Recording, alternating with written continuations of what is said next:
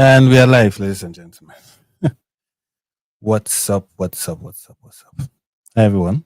Oh, there's no one. Where is everyone? Sorry, I had to. Please, guys, smash the like button to let the algorithm know that we are live. We are ready to rumble. Yep.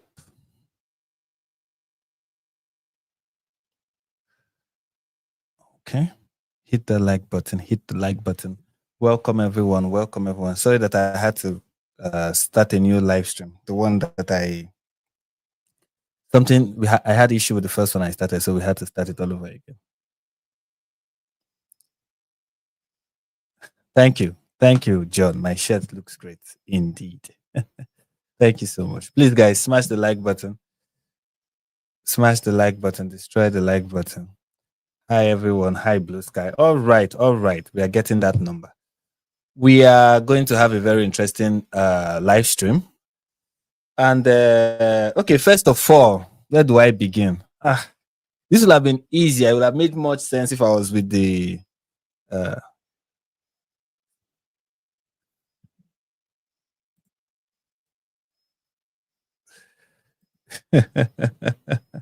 here we go.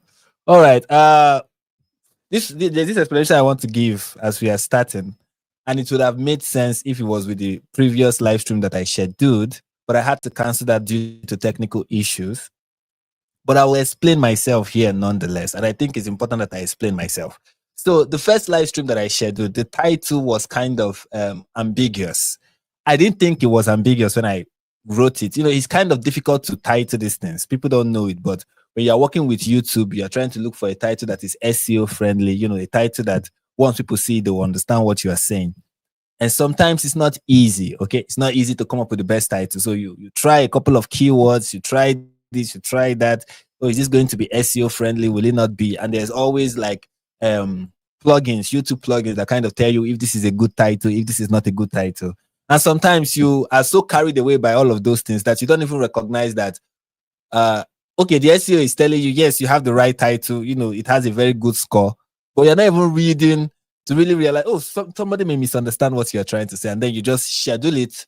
And then you see the comments and you're like, oh, okay, that title is not really nice. Like, okay, yes, it's good for SEO, but not good for, people to understand. So what am I talking about? The first live stream that I scheduled, I titled it, Charlie Kirk is the new JFK for Groypers. Now, why it was titled Charlie Kirk is the new JFK for Groypers is because you understand it when you listen to this live stream. But after people responded like, wait, what does that mean? Please explain yourself. What is the meaning of this? And people were like really, really wondering what I was trying to say. When I saw that this was being misunderstood, I changed the title to Groypers Make Charlie Kirk their new JFK.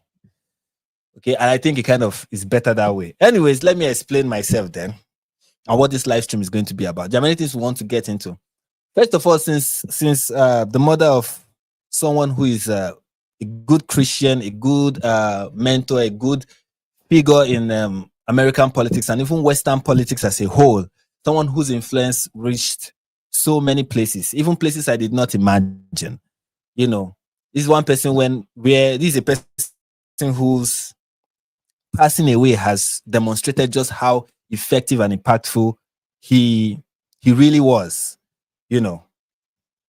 But since he's passing away, so many things have happened, and there's so many things that I think people are doing that is kind of aimed at, or is having the effect of putting him in a negative light. Okay, it's kind of putting him in a negative light, where people are trying to co-opt his movement, trying to use his name to further very serious anti-Charlie Kirk views and positions. And I will not say I'm surprised. I mean, it was unsurprising to see. In fact, I saw it coming. I saw some people are going to take advantage of his demise. They're going to use it to push many things that's not supposed to be pushed. And it didn't take long. We thought maybe I thought it would take a week. Maybe after a week we are going to revisit this issue and see what the crazies are already doing with it. And by crazies, I don't just mean people on the left or people on, just people who are leftists and woke people. No, the crazies on the right. I was expecting that they are going to soon start manifesting, in their full glory. But these people did not even take time. They just went into it and they were straight up just co-opting this man, using his name to further agendas that he would not have supported. So that was what the title was about. And I didn't know a better way of, couching it and presenting it. I said everything about the SEO earlier. But anyways, that is what this live stream is going to be about. We're going to be talking about the people who are trying to co-opt this great man's name and prestige and, the attention that this whole thing is getting. So people are trying to exploit it. In fact, it reminds me of, when somebody is... Now, I know that we said we're not supposed to use harsh negative language to describe people. But when I think about the people we are going to talk about today, the word that comes to my mind is vultures. These people are vultures, because vultures are people who prey on the corpse of the dead. They try to use the corpse of the dead as their food. That's what they feast on. That's what they latch onto. These people are not just parasites. They are vultures. And please, I hope this does not fall into the category of violent rhetoric. I hope this does not, it's not going to be understood as incitement. Please, this is not me incite. This is just my best way of describing what is happening. Okay? But before we get into that, we have to look at something else. We have to start with something else, which I find very interesting and I find very, very funny, which is how the left is reacting after we now know who the shooter was, who the assassin was, the person who carried out this heinous act. Now that we know who he is, rather, the response from people on the left is really, really interesting. I mean, the left went from celebrating his demise, celebrating his assassination, celebrating the fact that he's no more, saying, some of them even going as far as saying they would have done it if they had the opportunity. They went from that to distancing themselves from the actual killer and finding ways to demonstrate that, you see, this is not us. I really don't understand. At one point I was like, okay, which one is it? For these people on the left, which is it? Which exactly is it? Are you proud of his demise? Are you proud of it? Are you happy to celebrate it? Or not? Because you cannot be both. You cannot in one breath say, oh, I endorse what happened, or I don't condemn what happened. The chicken has come home or the cock has come home to roost.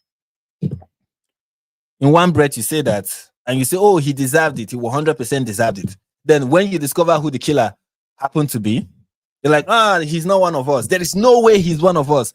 And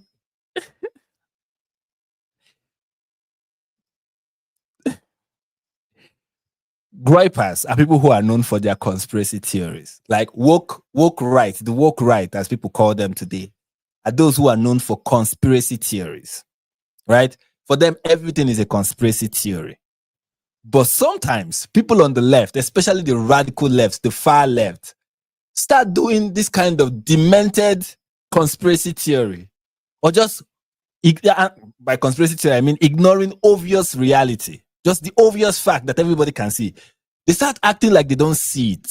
And that's the first thing we are going to be looking into. Just how people on the left are acting like somehow there is a mystery behind whom this person, who the killer is, and what his motives were. All of a sudden, it's kind of vague. It's kind of complex. It's kind of an enigma. We need to really take our time. We need like Sherlock Holmes, right? That's the name. Yeah, Sherlock Holmes. We need somebody, right? We need Sherlock Holmes to, come and do some investigating for us to really get to the bottom of what exactly was pushing this guy to do what he did, even though it is obvious. So we are going to be looking at that. That's what we are going to begin with first.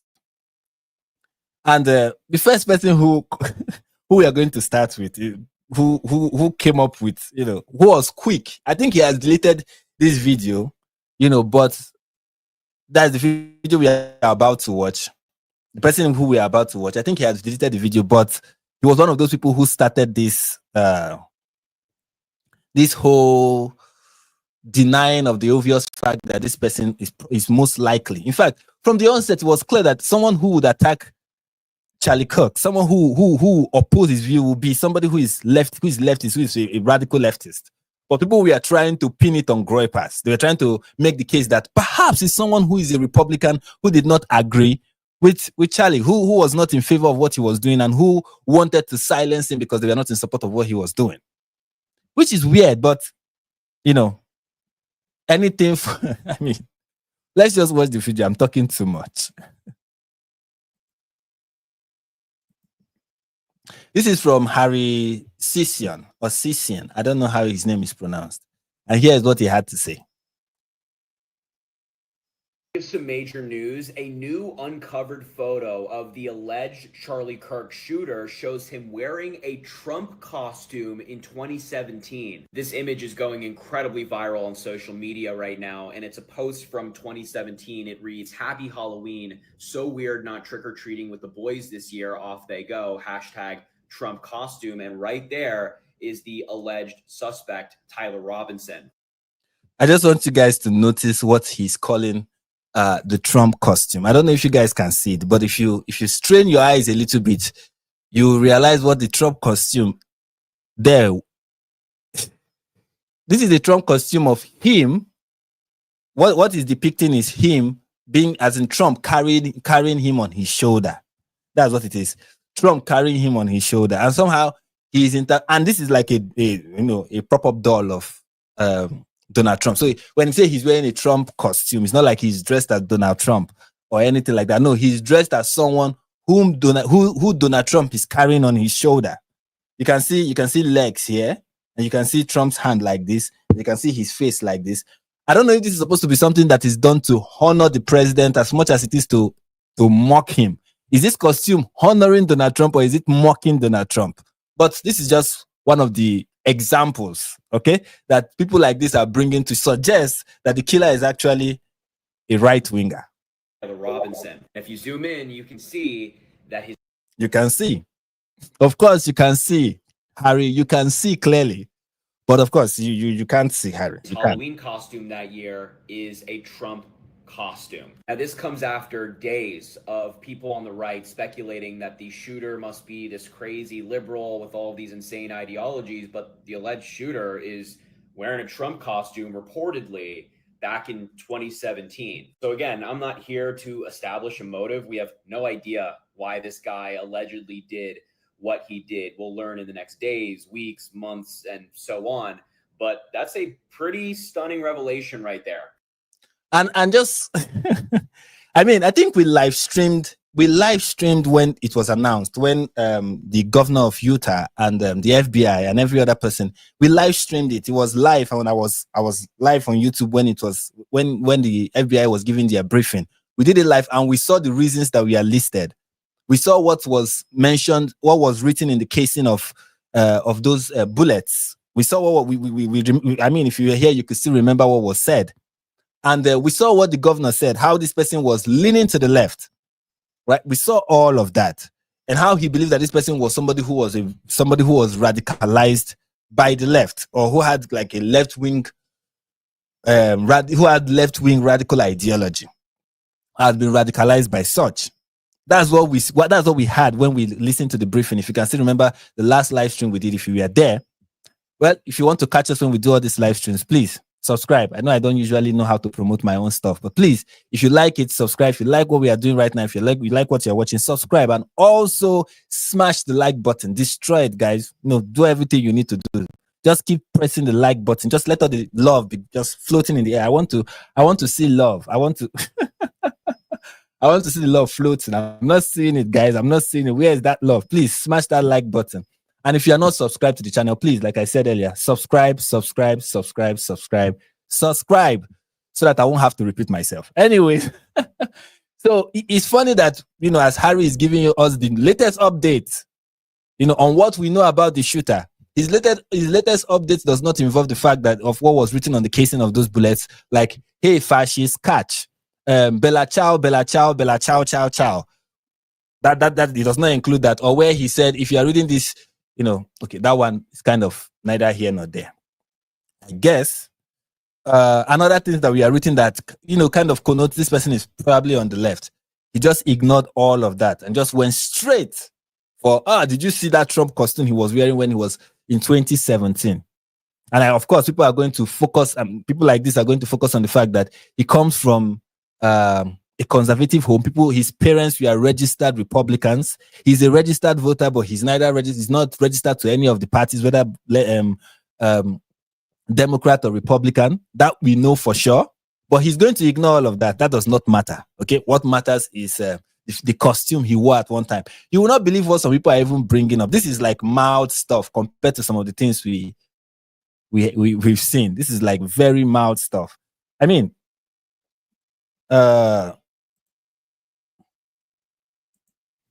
here is an example, and this is from somebody who is quite respected, or who I respect, or I used to respect, because these days people can like quickly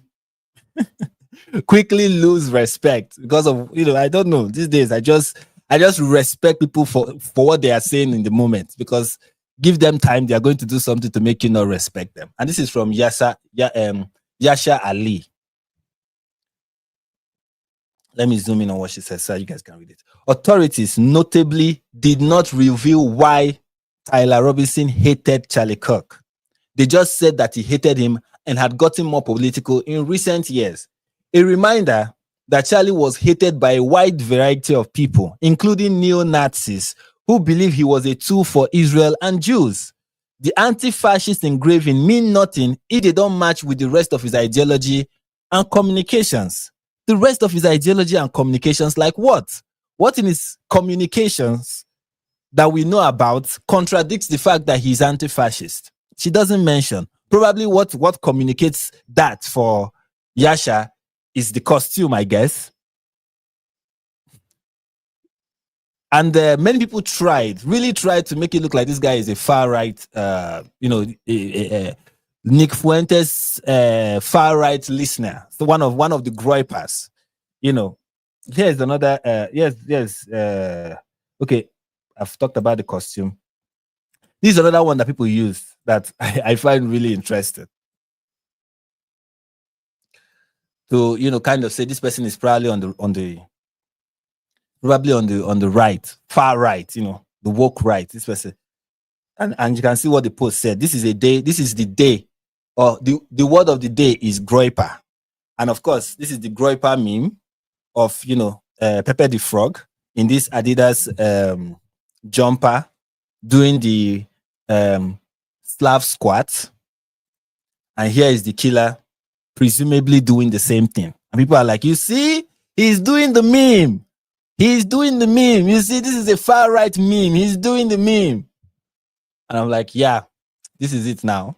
This is it. This is it.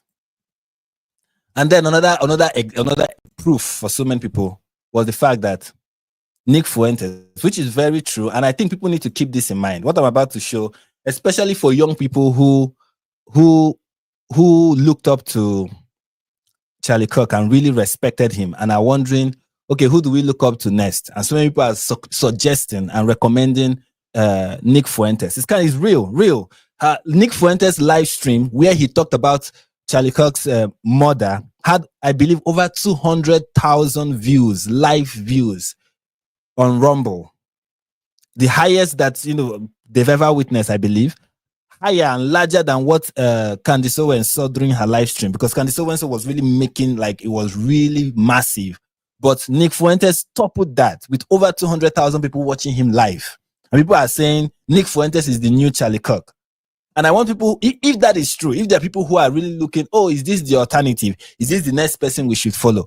I want you to know that you should not. This person, Nick Fuentes and Charlie Kirk are like very opposite. And Nick Fuentes was vehemently opposed to Charlie Kirk, vehemently opposed to him. This is somebody who will organize protests in every of Turning Point USA's event. Even when he shows up on campus, people from Nick Fuentes' group or camp will walk up to Charlie Kirk to challenge him. And the goal has always been to make him to radicalize him, to make him become like one of them, to make him turn against Israel and criticize Israel and say Israel is committing genocide and all whatnot and withdraw his support. In fact, let me not say it too much. Just hear it from Nick Fuentes. Someone like Charlie Kirk. And it just goes to show, by the way, Charlie Kirk, who a week ago said, I'm doing a focus group. I'm open to a contrary opinion on Israel and Palestine. He's now doing damage control on their behalf. And one has to wonder, is he being paid by Israel? Without a doubt, the answer is yes. For Charlie Kirk to go on his show today and say, there is no forced starvation, here comes a rabbi to tell us why, without a shadow of a doubt, he is being paid by them. That is why he is doing damage control on their behalf. Bear in mind, this is what he said about Charlie. And this was not from too long ago. Now he's crying, oh, we disavow violence. You need to watch his live stream. He was all about, oh, you see, you need to understand. In fact, he even became a Christian evangelist at one point. He was just calling people to Jesus. This is like transformed Nick Fuentes. This guy is like, look, you need to understand. We don't call for violence. Me and him, we had our disagreement. It's one of those things that I've seen recently where some people are like, we had our disagreements. No, it's not like we had our disagreement. You were vehemently up. This guy was more against Charlie Kirk than Bernie Sanders. This guy was more against Charlie Kirk than AOC. He was so against him. Criticized him, accused him of being a fake Christian. That how would he pretend to even which is one thing that I don't understand why Nick Fuentes does it. It's kind of ridiculous to me. Whenever somebody does not agree with Nick Fuentes, he just goes straight to pointing out the fact that the person is successful. He's like, oh, look at him. He's out there showing us his millions. I'm always like, dude, are you jealous? Like, you can criticize people, but every time you criticize them, you mention the fact that they are wealthy. You mention the fact that they are successful. You mention the fact that they are married. As if that is kind of like a bad thing. Which goes to show me sometimes, you see, I of course, I don't know the content of his heart, but if I'm to go by how this guy behaves, how Nick Fuentes behaves, this is somebody who I believe strongly is driven by greed, not greed, rather, he's driven by envy and jealousy. And believes that he's the only one who is standing for what is right because he has lost everything. Look at me. I've lost everything. I come from a poor background. I've not been able to make anything meaningful with my life. I was a failure, was born a failure. I'm still a failure. And that is why I'm authentic. That is Nick Fuentes' appeal. Look at me. I have not improved my life. And that is proof that I have not sold my soul to Israel. It's like selling your soul to Israel is you will see it. We'll play what he's about to say. You'll see that what I'm saying corresponds with how he speaks. So people should keep that in mind when you're like, yeah, I'm going to, if young people who are looking up to Charlie Kirk want to go from victors to victims to losers, then keep listening to Nick Fuentes or start listening to Nick Fuentes. And surely, I assure you, you will become like the very person you are listening to. You will become like this very person. This is somebody who is not married, somebody who is not even trying to put his life together. All he does is criticize everyone and blame everyone else for his failures. It is the FBI fault that he cannot make it. It is the FBI's fault that he's on a no-flight list. It is the fault of the Jews that he cannot make it out, make something useful with his life. It is the Jews. It's because he has refused to take that Jewish money. That's why he's an absolute failure. The Jews, the Jews, the Jews, the Jews, the Jews. If that is what you want your life to become, then please, by all means, listen to Nick Fuentes. Because he is on their payroll. And someone who is on the payroll of a foreign state making excuses for war crimes is not somebody that you can trust on anything. That's not somebody that you can take the good with the bad. How can anybody take him seriously as a Christian? How can you go up there and pretend to be a godly man? Why? Because you tell people to get married? Oh, look, I have my kid. He posted the other day, he's on Fox and Friends, and his daughter runs up and jumps into his lap. And we're supposed to look at this carefully manicured public relations material and say, "Aw, what a family man. What a good Christian. He's practically a pastor." The way he evangelizes the young. Well, it's a good thing Charlie Kirk's daughter doesn't live in Gaza, because his daughter would have been fucking murdered. It's a good thing Charlie Kirk's daughter was born to a rich man in America who lies for a living and is paid by billionaires to do it, and wasn't born in Gaza. Because if Charlie Kirk, the family man, if him and his family were over there, if they were born in the wrong place at the wrong time, they would be getting shot in the back of the head for trying to get food and water while they were starving to death. Yeah, that's what happens to everyone in Gaza. Oh, that is a population of over 2 million people, and only according to Hamas, only 60,000 have been is dead. Like only 60,000 of them have been killed. According to Hamas, this is Hamas figure, which you cannot really trust. It's probably less than that, but let's say it's 60,000.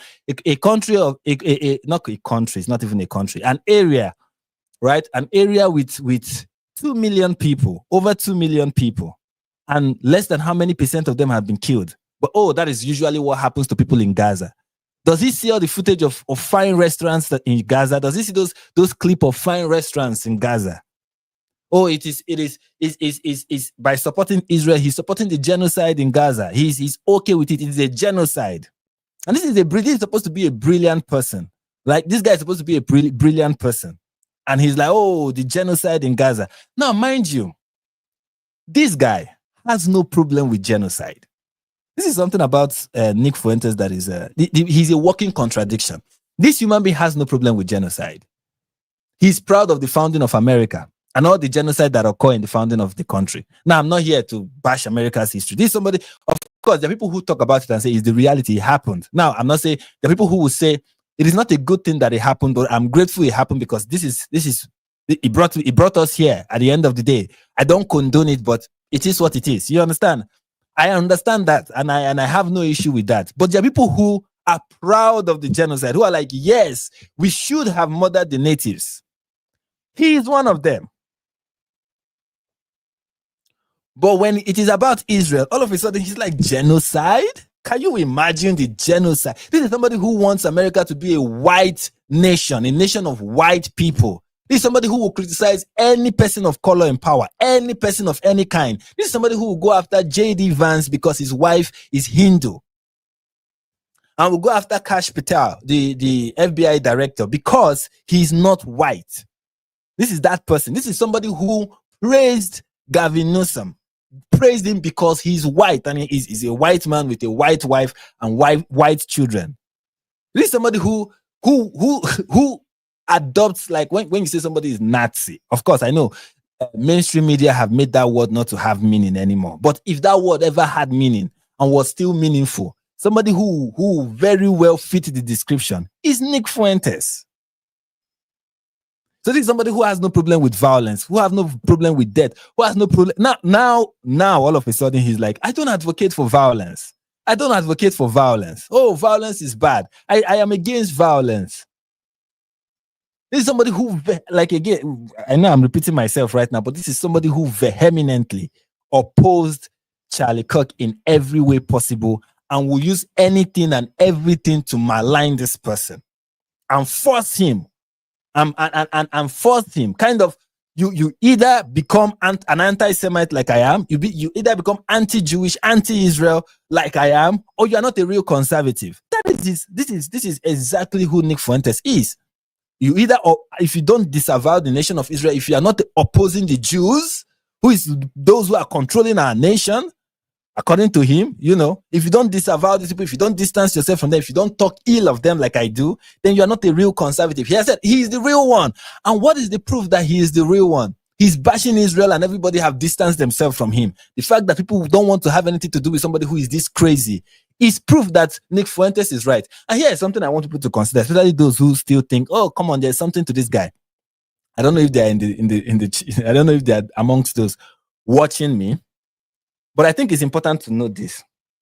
Nick Fuentes and people like him, I don't know if I have the clip here, but I watched somewhere where he was saying that it is okay for people who glorify the death of who celebrated, and we are proud of it and made fun of Charlie's murder, Charlie's assassination. Those who did that deserve to be deplatformed. they deserve to lose their job. They deserve to be ostracized from public society. I don't think he used that last phrase, but he said they deserve to lose their job. Okay, fine. I agree with Nick Fuentes. I agree with you. I agree with you. People who say horrible things and did such a horrible thing should lose their job. Okay. Now, what will you say about somebody, Nick? What will you say about somebody who 5 years or 10 years from now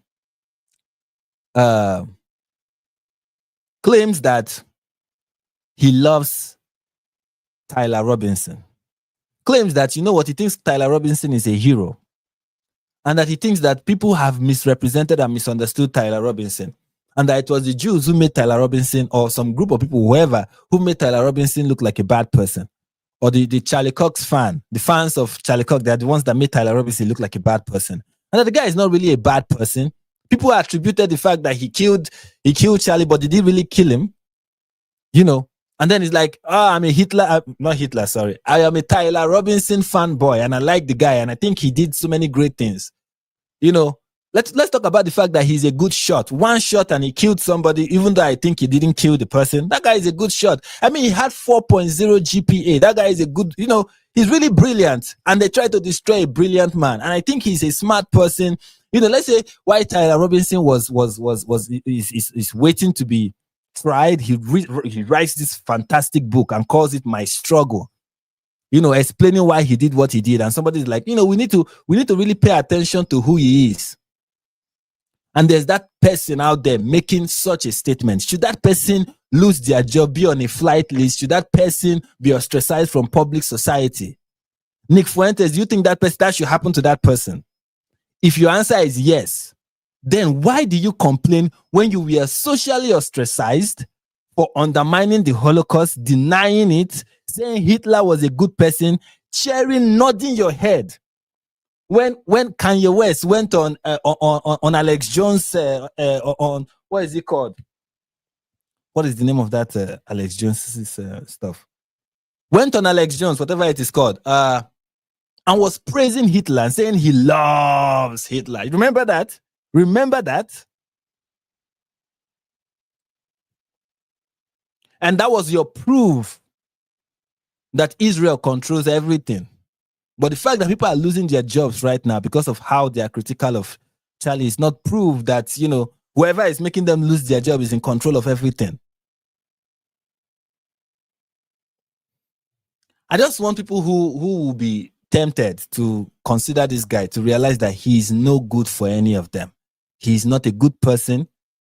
He's somebody who is really driven by something very negative. He's really driven by something very negative. By the Israelis that they defend. And that's disgusting. It's especially disgusting in light of what he'll defend. Oh, look, his daughter's in the studio. She runs, oh, daddy. She runs up and jumps onto his lap. And then 2 days later, he goes on his show and says, they're babies. Babies are being starved to death. Well, Hamas is stealing the aid. They deserve it. It's collective guilt. I don't support Hamas. You see, it is another thing he's doing. Saying stuff that Charlie did not say. Charlie did not say that people in Gaza deserve to be starved to death. He said it is Hamas's fault. And he's right. The reason why there is real tragedy in Gaza right now, and this is one thing that really upsets me when it comes to the issue in Palestine. There is no, of course, there are some people, but many people are not happy. Many sensible people and many people who are pro-Israel, who are also very sensible, are not happy with what is happening in Gaza. It is a real humanitarian crisis. It is bad. It is evil. And people should not be subjected to that. Yeah, I see some of the videos and I publish some of them talking about how things are not as bad as people say, which is true because we need to be honest that many people are blowing what is happening in Gaza out of proportion. They are. You know, you cannot say this is a Holocaust for Gazans and then show us a Nutella restaurant opening in Gaza. Imagine that someone from Auschwitz saying, oh, they're killing Jews in Auschwitz. And then, you know, Jews are opening up Nutella in Auschwitz. Imagine just how that would look. And then you use the same word that is used to describe what happened to the Jews to describe what is happening in Gaza. It is not fair. It is not right. It's not an accurate description. And you are speaking in exaggerations, like I said. or you are speaking hyperbolically, and it is not good. It is not helpful. Okay? It's not good. It is not helpful. But nobody is happy with what is happening in Gaza. It is not good that human beings have to go through that. My parents went through the Nigerian civil war. And when they tell you what happened and the stories, of course, they say it like war stories these days, but it's really horrific what happens when people have to go through that, when people have to live in a war zone, where you have to be on the run, ducking and hiding and hoping you don't catch a stray or you don't find yourself in the wrong place.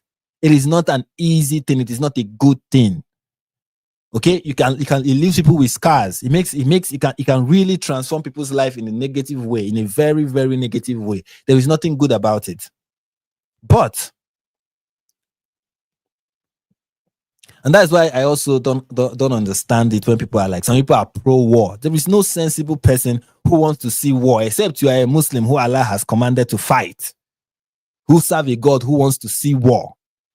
Except that many sensible people don't like wars. Nobody likes war. Let me give you something. America as a country has this obsession with guns.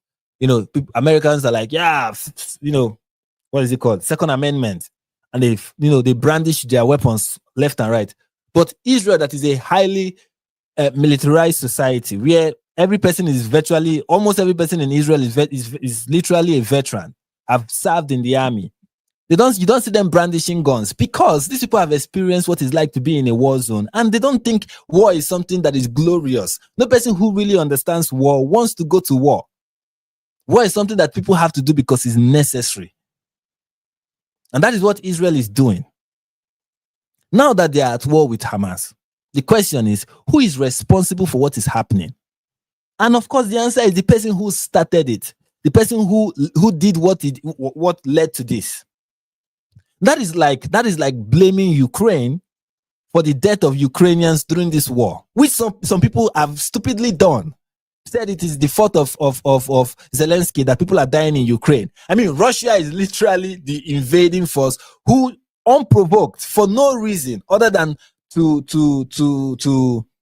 steal land essentially from the Ukrainians, invaded and wants to keep portions of Ukraine. And is really, really out there trying to murder and slaughter people. And is committing real humanitarian atrocities. Yet you have people like Dave Smith tell Ukrainians that they should get over it, that it is what it is. Then when it comes to Israel, he's like, no, this is a genocide and it needs to stop. You see people like that. So the question is, in a war, whenever there is a war, there's a conflict and people are losing their life. The question is, who do you blame for the loss of life? You cannot blame both sides. The side that you have to blame is the side that is fighting for a wrong reason, and who most of the times started it. And that is why it is right for Charlie Kirk to mention that Hamas is at fault for the genocide in Gaza, not Israel. Hamas is the one that's responsible. If they will surrender today, it will be over. If they surrender today and release the hostages, it will be over. It is not difficult. If people don't want to see what is happening in Gaza, then people, instead of mounting pressure, imagine that Hamas, the group, are the ones losing support the way Israel is losing support. Imagine that is the case. That whenever situations like this get so dire that people are instead of mounting pressure on Israel, they are mounting pressure on Hamas, and they are losing support from every part of the world. Imagine that is what is happening. These people will have surrendered since. This will have been done and be over with for a very long time. Because people in the West have lost their moral clarity. Instead of mounting pressure on the terrorists, they are mounting pressure on people fighting the terrorists. And then they say this is, and then they do this double speak that they do, where they're like, we don't condone what Hamas is doing, but Israel needs to surrender. Like, what? Why do you say two things from this? As in, why is two opposing things coming out of your mouth? Are you condemning Hamas and vehemently standing on that? Hamas needs to go, and it needs to go, and you recognize that this is what it will take for them to go. I read. Sorry, I'm going off on a tangent here. I'm just rambling, but bear with me. I read somewhere when the president of the Palestinian Authority visited Keir Starmer, right? Visited that coward in the United Kingdom. And then they were having conversations, and then we saw, and then the report was talking about the outcome of the meeting. And you hear Keir Starmer saying, one thing we need to recognize is that Hamas has to go. And when I read that, I just shouted, how? How will Hamas go? Just tell me how. What is your plan of how Hamas will go? You say Hamas has no place in the politics of Palestine. Okay, how do you think you are going to disarm them and push them out? How? You have no idea. You have no plan. There is no plan for how they would no longer be in power. You say it. How? Nothing. It's just talk. It's just the same way they come out and they say, we are going to do something about immigration. And they do nothing. Hamas has to go. Oh yeah, how? How would they go? Nothing. Then the one nation that is doing everything within their power to make sure Hamas is no longer has a say in the politics of Palestine, the very people that are doing all that they can to make sure Hamas is no more, you sanction them. You call on them, you punish them. Anyways, this is not what I was supposed to be talking about. I was supposed to be talking about Israel and Palestine. That's not what this live stream is supposed to be about. It's supposed to be about Nick Fuentes, Groypers, and I've strayed way off topic. I've really gone off on a very long tangent. Bear with me, guys. Bear with me. Bear with me. But let's get back to this guy. Release the hostages. Okay, please, before we continue listening, just if you are enjoying this, please, smash that like button. Smash it, destroy it, okay? Destroy the like button. If you love what you're seeing, please smash the like button. I also want to see your live comments. I'm reading them, that I'm not highlighting some of them, and I enjoy them. It reminds me that there are people still watching, and I also just share and, do the subscribing thing if you're not yet subscribed to the channel. And also, I think John has posted it a couple of times. You can also support the channel by, heading over to my Buy Me a Coffee. Let me grift. People have called me a grifter, so let me do the thing that they've called me. Okay, so this time, grifting time. Please go over to my Buy Me a Coffee page and give me money. Okay, that's why I do all of this. Obviously, if it was not profitable, I wouldn't be doing it. So head over to my Buy Me a Coffee page and Buy Me a Coffee is buymeacoffee.com/NIG perspective. NIGPERSPECTIVE. So head over there, but don't leave the stream, okay? I still want to see your faces or your numbers and your comments. I still want to see all of that, okay? So with that being said, let's continue. It's sick. It's disgusting. And people need to push harder. We need to push for more. It's not good enough. Donald Trump throwing a little throwaway statement. Oh, we need to get more food in there. Charlie Kirk saying, oh, I'll hear you out in Israel, but I'll basically do propaganda on their behalf. It's not good enough. You got to go, dude. You got to go. What has to happen with Charlie Kirk is one of two things. One, he needs to recant his support for Israel. Not I'm going to hear everybody out. You're not an anti-Semite. No, you need to come out and say, I took foreign money. I shilled for a foreign country and I won't anymore. That's what we need to hear. That's option one. You can't take money from a foreign government and lie on their behalf and then say, oh, well, I'm just not going to be as aggressive anymore against and calling people anti-Semites and things like that. No, you need disclosure. You need accountability. Or two, you need to leave the stage. People cannot listen to somebody that they cannot trust. In particular, cannot trust that they're not taking money from a foreign government. You can't have it that way. Can't call yourself Turning Point USA. Any person who is pro-Israel and is making it is definitely taking money from a foreign government in the United States. That is Nick Fuentes' view. What is your evidence for it? None. Is there any way you can demonstrate that is the case? None. But hey, he's successful, and that has to be. He's taking money. He has to come out and be like, yeah, I was taking money and I'm going. This is what he said. This is who he is. This is what he has said about Charlie Kirk, and let that be in everybody's memory when they are like, Nick Fuentes is the next person. He's the one who is going to carry the baton and run in the name of Charlie. Let people remember that. But oddly enough, people are using this as proof that a Charlie, a Nick Fuentes fan, somebody who listens to him, is probably the person who carried out the assassination. Interesting.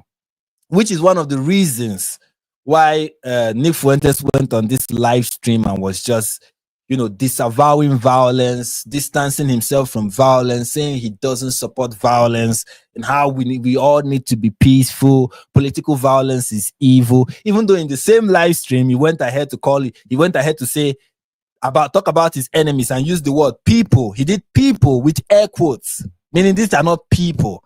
Just after he finished telling us about, how political violence is very bad,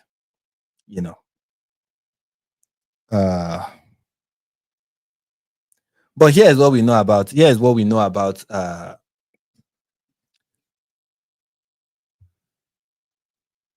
Here's what we know about. Aiden said, "God, I wish someone was paying to hold reasonable opinions." Of course, it's so interesting that and yes, I have sometimes speculated that some people are being paid. But honestly, it's not a good argument to say, oh, somebody is wrong because they are being paid. Okay? When you guys give me money, you guys are paying me. When you guys go to my buy me a coffee and send me money, you are paying me, right? You are paying me, supporting what I do, right? And Nick Fuentes fans are also paying him, sending him super chats and all whatnot, supporting what he does, right? So someone is paying all of us. Every one of us who is in the business of talking in public is being paid to do that. So what is the point about bringing that up? Like, oh, you are being paid. You are doing it for the money. Well, maybe we all are doing it for the money. If it was not profitable, some of us would probably not do it. So that is neither here nor there. It does not make what someone is saying wrong at the end of the day.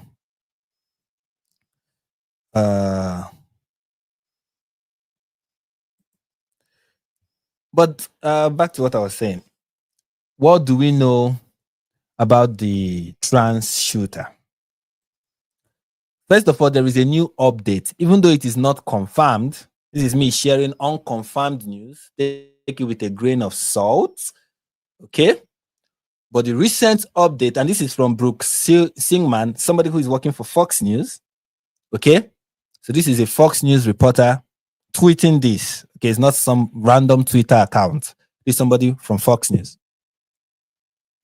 And she said, exclusive, Charlie Kirk's assassin, Tyler Robinson, lived with his transgender partner, sources tell me. The individual who is a male transitioning to a female is fully cooperating with the FBI. Sources tell me the FBI had texts and other communications between Robinson and the individual that helped FBI authorities solidify that Robinson was indeed the shooter. The last question Charlie Kirk answered before he was murdered was, do you know how many transgender Americans have been mass shooters over the last 10 years? Charlie replied, too many. He was then asked, do you know how many mass shooters there have been in America? Charlie replied, counting or not counting gang violence. Charlie was then assassinated. So now we have it. If this is true, then I think everybody can rest. Even though it's already enough for everybody to rest that this person is a leftist, radical leftist, was driven by radical leftist ideology. But in case it's not clear enough, the fact that he is in a relationship with a trans individual, I don't think that's very conservative, if you ask me, even though we have Blair White. I think it is pretty obvious that it is safe to say at this point, and to just dispense with all the rumor that this person is probably, what is it now? Probably a Nick Fuentes fan. And also, according to what the governor, was it the governor now or the FBI? I don't know who it was. According to what they were saying in the press briefing, according to family members, they said that Tyler Robinson had become very extreme in his political views, and that he expressed hatred for Charlie Kirk, and that he thought him to be a very hateful person. Now, that is not something that a Groyper will say. That is not something a Groyper will say. A Groyper will not say that, oh, Charlie Kirk is very hateful. I think they want Charlie Kirk to be hateful. Like we have seen from what Nick Fuentes, the problem that the Groypers have with Charlie is that he's not hateful enough. He's not racist. He's not anti-Semitic. He's not really, down the rabbit hole of JQ and, just asking questions. He's not going towards the direction of Candice Owens. That is the reason why they have a problem with him. So it is safe to say at this point, I think we have some level of certainty to say that this person is indeed somebody who is left-wing, radical, and it is safe to say. Now, the actual thing we want to talk about with regards to the Groypers is the claim that they have been making since the death of Charlie. Since his death, they have tried to make the claim that that Charlie was gradually becoming anti-Israel. In fact, they have used this claim to suggest, not just suggest, these people, Groypers and the woke people, woke right people, they don't suggest. Even though they claim to be suggesting, they are stating with 100% certainty and staking their entire public career on whatever it is that they are suggesting. That is how these people suggest. They suggest with certainty that Israel is responsible for the heat. And they have many theories. They didn't even wait for him to be buried before they start floating them. Many. And they're already, using it as an opportunity to attack people who are non-white and people who are Jewish. They've used it to attack Bibi Netanyahu. They've used it to attack Ben Shapiro. And even they've used it to attack Day. The Day, the Jewish Day.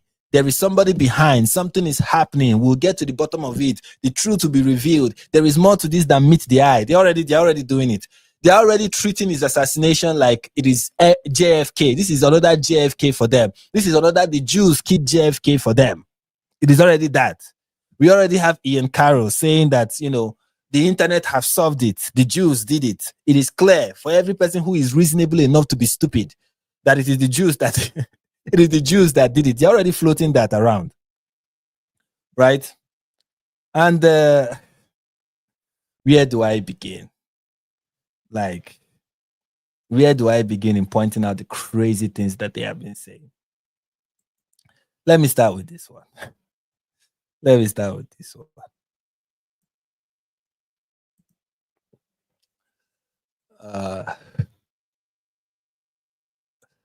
Sorry.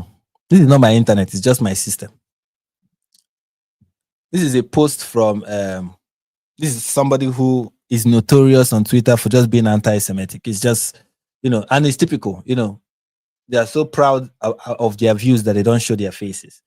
They use avatars and whatnot on Twitter. But so the proof that they have, of course, is the report from Unilad about what the mother of the shooter has said. The grandmother, not the mother, the grandmother.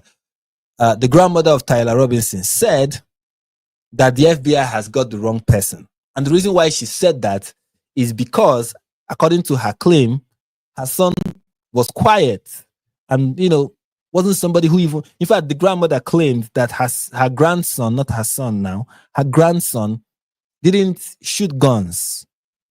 Yeah, that's what the grandmother has said. That she's a nice, lovely person.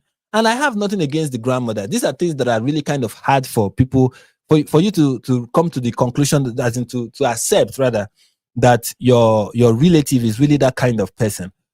It's going to be difficult. It's going to be difficult, especially, this is my baby, this is my grandchild. It's going to be difficult. So I understand where the grandmother is coming from. And, mothers and grandmothers always have this romanticized view of their children in their mind. They always see their children as people who could do no wrong. There's so many parents who, if they hear what their children is doing and have done, they will be shocked. They'll be surprised. Wait, what? My child? My goodness, I can't believe this. It's always the case in issues like this. The parents often come out and be like, We don't know where this is coming from. We didn't believe this. We had no clue that this is happening. Now, people are using this to claim that, you see, probably they got the wrong person. I mean, listen to the grandmother. And all of those people are ignoring the fact that the person that turned him in was his father. He was turned in. He was given over to the police by his own relative, his father, who confronted him. When his father saw his pictures, his father suspected that this is his son, met his son, confronted him and said, look, this person looked like you. Did you do it? And this guy confessed to his father that he did it. And his father convinced him to hand himself over to the police. He said initially to his father that he would rather kill himself than surrender to the police. Then the father called a youth pastor, I believe. And the pastor came and, these are people who go to the Mormon church. They called a pastor, that is kind of like, can talk to the son. And the pastor came and convinced him, and they convinced him to finally, hand himself over, to turn himself in. And then the youth pastor called the sheriff and the sheriff's office, and then they came and he was arrested. That is how he went down. But for some people, the statement from the grandmother negates all of this. The statement of the grandmother is enough proof that maybe we don't have the right person.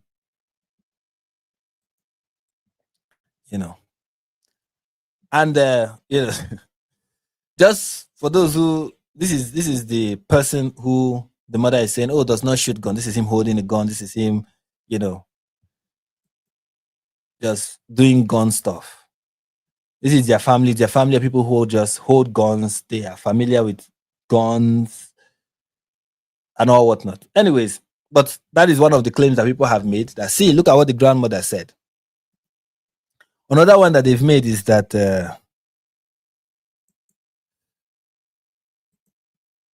is this.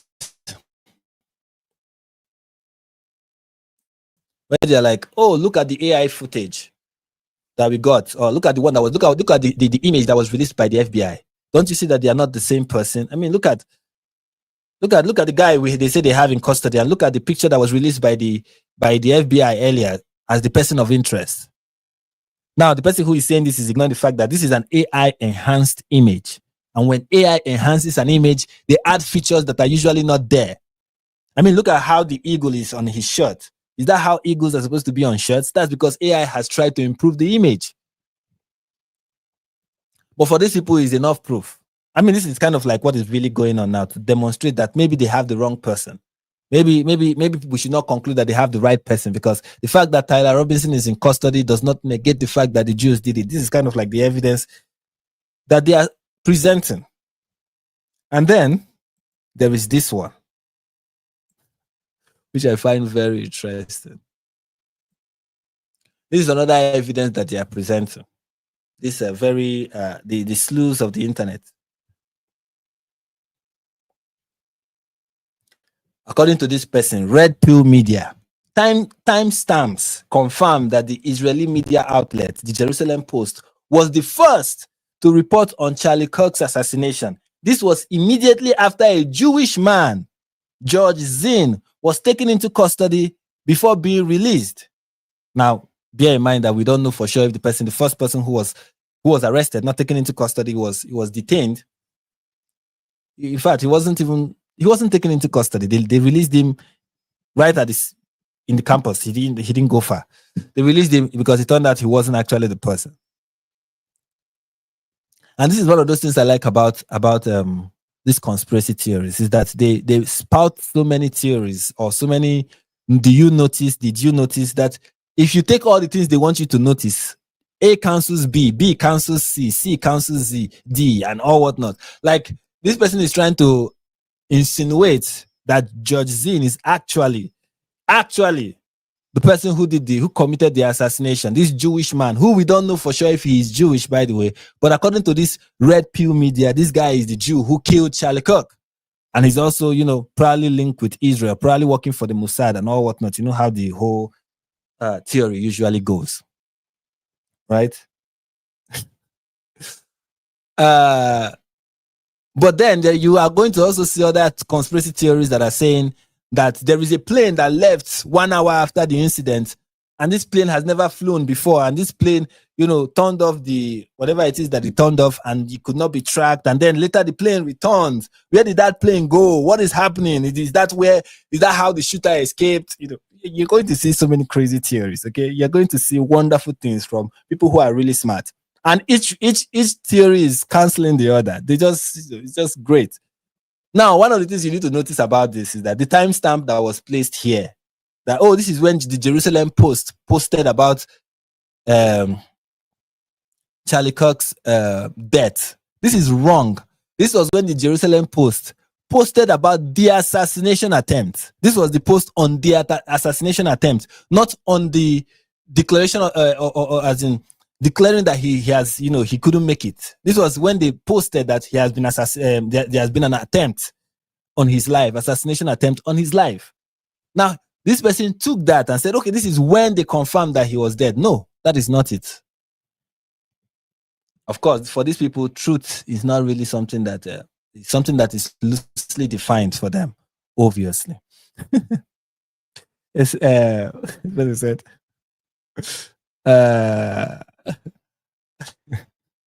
And then the trans boyfriend was an albino Nigeria, or just a random.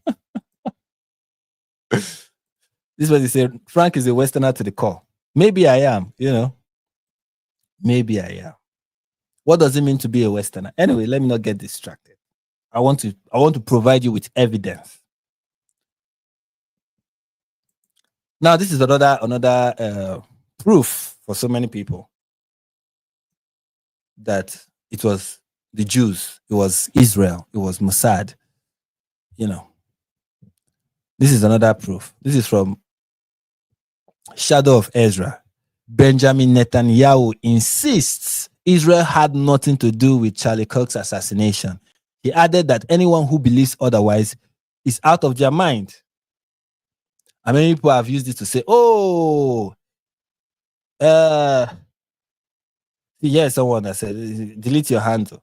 If the accusation was false, you would ignore it. You wouldn't summon the entire historical trauma folder and open with the blood libel footnote. You wouldn't cry medieval. Why the present look more scripted than the past? You wouldn't call people insane for noticing. For noticing the weirdest assassination of the decade just happened to the loudest pro-Israel influencer hours after he flipped.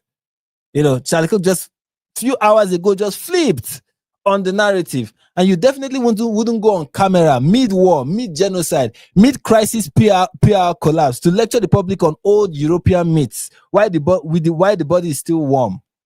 This isn't defect. It is deflection. It is narrative overload. It is memory. What is that? Shrapnel stuff into a press release because the code slipped. They don't want justice. They want the conversation to glitch. And if they still think that this is about anti-Semitism, you've already taken the bait. And if you still think this is about anti-Semitism, you've already taken the bait. It is not about religion. It's not about ethnicity. It's about what kind of power requires these many illusions just to stay upright. And this person thinks he's being smart, of course. This guy just wrote something very profound. There is nothing more ridiculous than an educated idiot. But that's what you have. Now, what happened? Why was Benjamin Netanyahu denying that Israel did this, or saying this is a ridiculous thing to say? He was on Newsmax, and he was asked, what do you say about those who are making the claim that Israel is responsible for the attack? He was on a news station. He wasn't there to talk about who did it. He was there to talk about something else, probably to talk about how Netanyahu has been a friend of Israel and how he has supported Israel and how Charlie Kirk has been a friend. Sorry, I keep mixing names. Charlie Kirk has been a friend, a very vehement supporter of Israel, which is why people on the far right and people who are woke right people have been against him. Both people on the right and on the left, they've been against him because of his stance on Israel. And when someone like that, especially someone like that in America, just loses his life, especially the nation that owe a debt of gratitude to him, would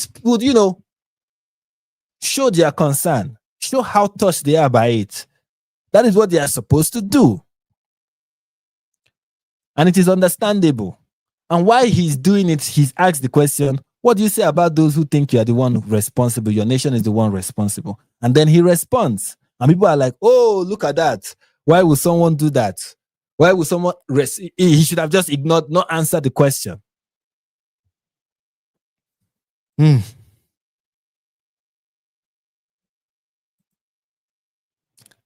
Before I let you go, I want you to address one thing, it's just the absurdity of it. Some of the internet rumors that somehow Israel is behind the Charlie Kirk murder, and I don't believe it for 1 second, but I want you to make a statement. It's so absurd. That's insane.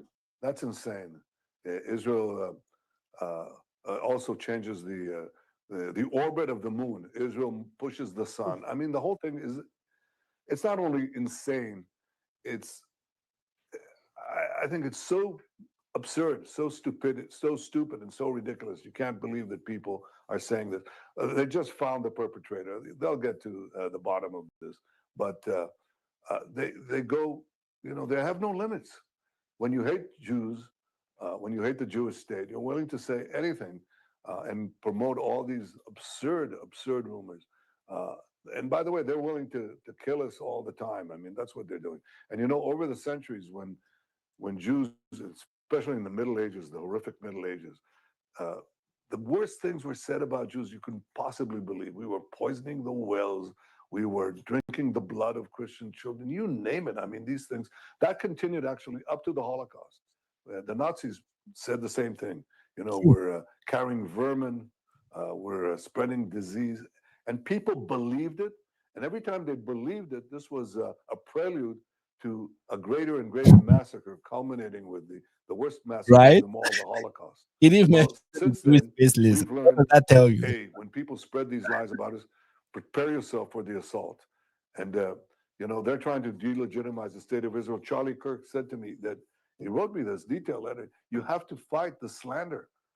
These untruths, these vilifications have consequences. And he was right. But I'll tell you one thing. We're fighting on the battlefield against the terrorists and winning. And he was fighting on the battlefield of ideas. And I think he was winning. He was going to win. That's why they shot him. I hope they don't silence him. I don't think people will give in to these ridiculous lies. And for some people, this is proof that he did it. I mean, why would he deny it if he didn't do it? This is kind of the mentality now. This is what we are. This is the level of intelligence we are dealing with. I mean, here's an example of a very brilliant person just saying that Hassan Piker, of course, very reasonable, sensible person. That is a weird thing to say.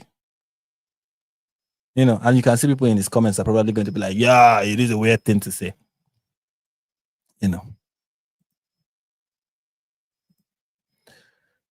Moving on.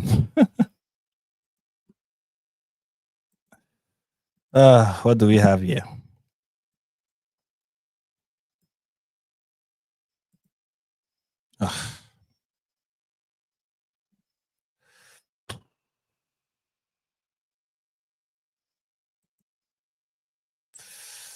Sorry, I'm looking for a folder.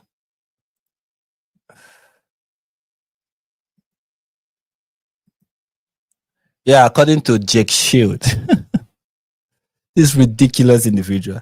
It's just, Netanyahu is on a media tour to let you know that he didn't order the hit on Charlie Kirk. Totally normal behavior. Yes, that's what is happening. Of course, Jake, that's exactly what is happening. He's going on a media tour from left to right, all over the place, just trying to clear his name so nobody is going to criticize him. That's what he's doing. Come on. These people are so ridiculous. So ridiculous. Netanyahu is right. These people are so ridiculous. The level they will go, the kind of useless lies they will spout. So ridiculous. They are aliens. They have Jewish space lasers, according to Marjorie Taylor Greene, MTG. Brilliant people like that. Israel is controlling the weather. That is why when the flotilla, remember that flotilla from the Gaza flotilla, the recent one, when they first set sail from Barcelona on their way to Tunisia, the first day they set sail, they had to turn back because of the weather. I guess it was the Jews at work. You know, we have to look into it. I mean, did you notice? Are you noticing? Are you awake now? Are you awake now? You know. Here's another very brilliant guy. This guy, this is somebody who is from. He posts under the name. This is not. I mean, this guy, and this tweet. He posts under the name of Adam E Media, and he's from Pakistan. He's a Pakistani using that username, and he posts, about things happening in America all the time. You would think he's an American, but he's not. He's from Pakistan. Many people who are like, yeah, America first. Those people who tweet America first on Twitter, many of them are Pakistanis and people from the Middle East. But essentially, and he said, breaking suspected. That's one thing I like about Adam. That's one thing I like about Adam E Media. One thing I love about him is just how brazenly he lies. This guy lies brazenly. He lies so brazenly, it is unbelievable. He gives Muhammad a run for his money. He makes Muhammad look like honest Abe at this point, with the way he just lies. Like this, he makes verifiably false statements. And the reason why he's making these statements is because, of course, he knows so many stupid people are on Twitter and they will see a news story and they will not cross-check. And they will just go ahead and say, I knew it. Yeah, somebody is going to be somewhere in a bar and will say, yeah, I saw on Twitter, I saw this breaking news story, and then they just buried it and the mainstream media did not talk about it, not knowing that, no, Adam E Media from Pakistan made it up. It was just made up. There was nothing to it. It was a nothing burger. It's something that did not exist. He just made it up, made it out of thin air, and then pushed it out there with capital letters, like it actually happened. And this is the breaking news story. Suspected Charlie Kirk killer getaway jet owned by Shabab Lubavitch donor. The private jet took off after the shooting and then disabled its location monitoring system. The jet is owned by Derek Maxfield, a wealthy donor of the Shabbat, whatever, of Utah. And give this a day or two or maybe a week, and you're going to hear this report from Candice Owens. I can guarantee that Candice Owens is going to mention this in the future because Adam E Media is a reliable source. You understand? Why CNN is propaganda? Okay, CNN is propaganda, ladies and gentlemen, which for the most part they can be, but at least they hold some nugget of truth. But Adam E Media gives CNN a run for their money. The opposite of propaganda is outright lies. And for people who are like conspiracy theorists, that for them is the definition of truth. So yeah. That is another example of what is floating out there. And it will shock you the number of likes and retweets and, positive response that this kind of news stories get on Twitter. It will shock you. It will really terrify you how far-reaching this kind of nonsense is. And then there is another... these people that are making this case, it will shock you the kind of thing that they use to make a case for why it is probably Israel. Why we should be looking at Israel right now, why Israel is looking kind of sus right now. It will shock you the kind of things that make it for that convinces these people. Like for this lady, she's like, the way Israel and Israeli leaders have inserted themselves into this situation is very bizarre. And what is she responding to? To the fact that Israel did a mural and a billboard for Charlie. The fact that happened is, come on, why? It's so unusual. This is weird. Why would they be doing this? It's somehow, why are they inserting themselves into this situation? Now, bear in mind that in London, a vigil was held for Charlie Kirk.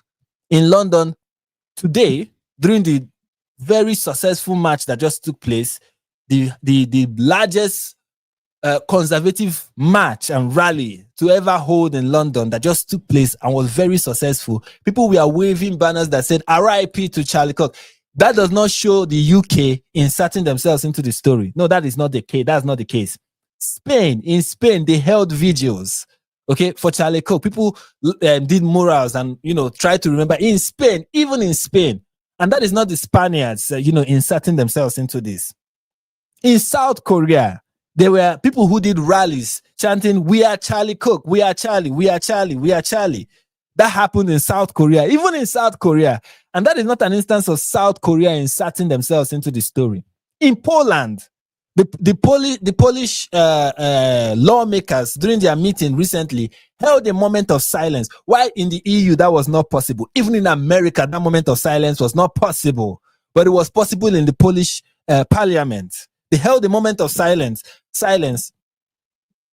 for Charlie. But that is not the Polish people inserting themselves into it. No, it is not. It is not. But the fact that Israel had a billboard. Did I even mention that the state of the country, Georgia, the country, had a billboard for Charlie too? The country, Georgia, had a billboard for him too. But that is not Georgia inserting themselves into this. Of course, it is not. But when the Jews do it, that is kind of suspicious. When the nation of Israel does it, come on. That kind of raises eyebrows, doesn't it? I mean, isn't that weird? Isn't it weird that Israel is mourning this guy so much? Isn't it weird? Why are they mourning him like this? Isn't it weird? I mean, why? Why? It makes no sense. I mean, why? Maybe why it is weird is because Israel is the only nation in the Middle East that is mourning and remembering and honoring the legacy of Charlie. Maybe that is why it is weird. Have you guys ever considered that? Maybe that is why it is weird. And maybe this is proof, or should be proof, that your only ally, your only strong, true ally in the Middle East is not Saudi Arabia or Qatar that will host as many terrorists as possible, but it is Israel.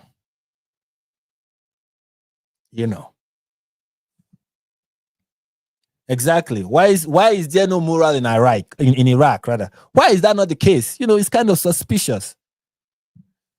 And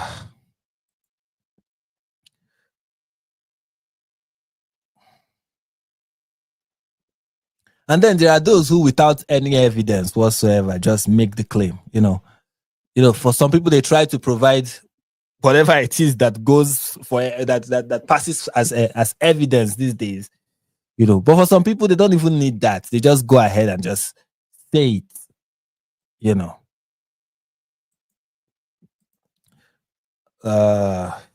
Like this. I don't know if I should show this. Let me not use this example.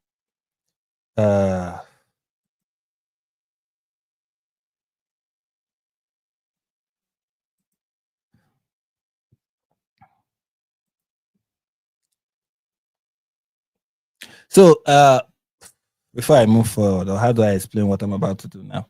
Okay, there's so many people who are making the claim. Not so many people, a few people, especially Candice Owens and Tucker Carlson. Yeah, Tucker Carlson has finally weighed in on the situation. And these people are making the claim that Charlie was becoming less pro-Israel and was becoming more critical of the nation of Israel, and that he was receiving pressure from his donors, Israeli donors, because of some of the people who he was platforming at TP USA. And I'll be honest with you, if that is the case, if that last part of pressure from donors, now not the other things about how he's not being more pro, if it was the case that pro-Israel or Israeli donors to TP USA wanted to pull funds away and say, you know what, we can no longer support your movement because you are platforming Tucker Carlson. If that is true, I don't see any problem with that. I don't see any problem with that whatsoever. And look, before I go into this, I want to say something. And I think it's a lesson that all of us should learn in this world. It's important so that people don't stain your legacy in the future. It is important who you make your friends. I know, in politics, you want to build a strong coalition. You want to build a strong, you want to build a strong movement. So you are willing to embrace so many people. But sometimes, even when you are a politician trying to build this kind of movement, and I understand the importance of trying to build coalitions, trying to get allies and people who will support your movement, despite how radical they might be. I understand that in politics. But if you're a Christian and you're playing politics, you need to be careful. You really do need to be careful when it has to do with building coalition, that you don't ally yourself with evil people. There is something called an unholy alliance. And an unholy alliance is not something that people came up with. It's something that is scriptural. There is one king in Israel that demonstrates this. It's King Jehoshaphat. Now, many of you may not be, but if you're somebody who have read the Old Testament, especially the book of 2 Kings, I think, and 2 Chronicles, or 1 Chronicles or 2 Chronicles, I'm not sure now, you will read the story of King Jehoshaphat. Now, Jehoshaphat was a very good king. Let me just do some Googles. Let me do it behind the scenes so I don't distract you people.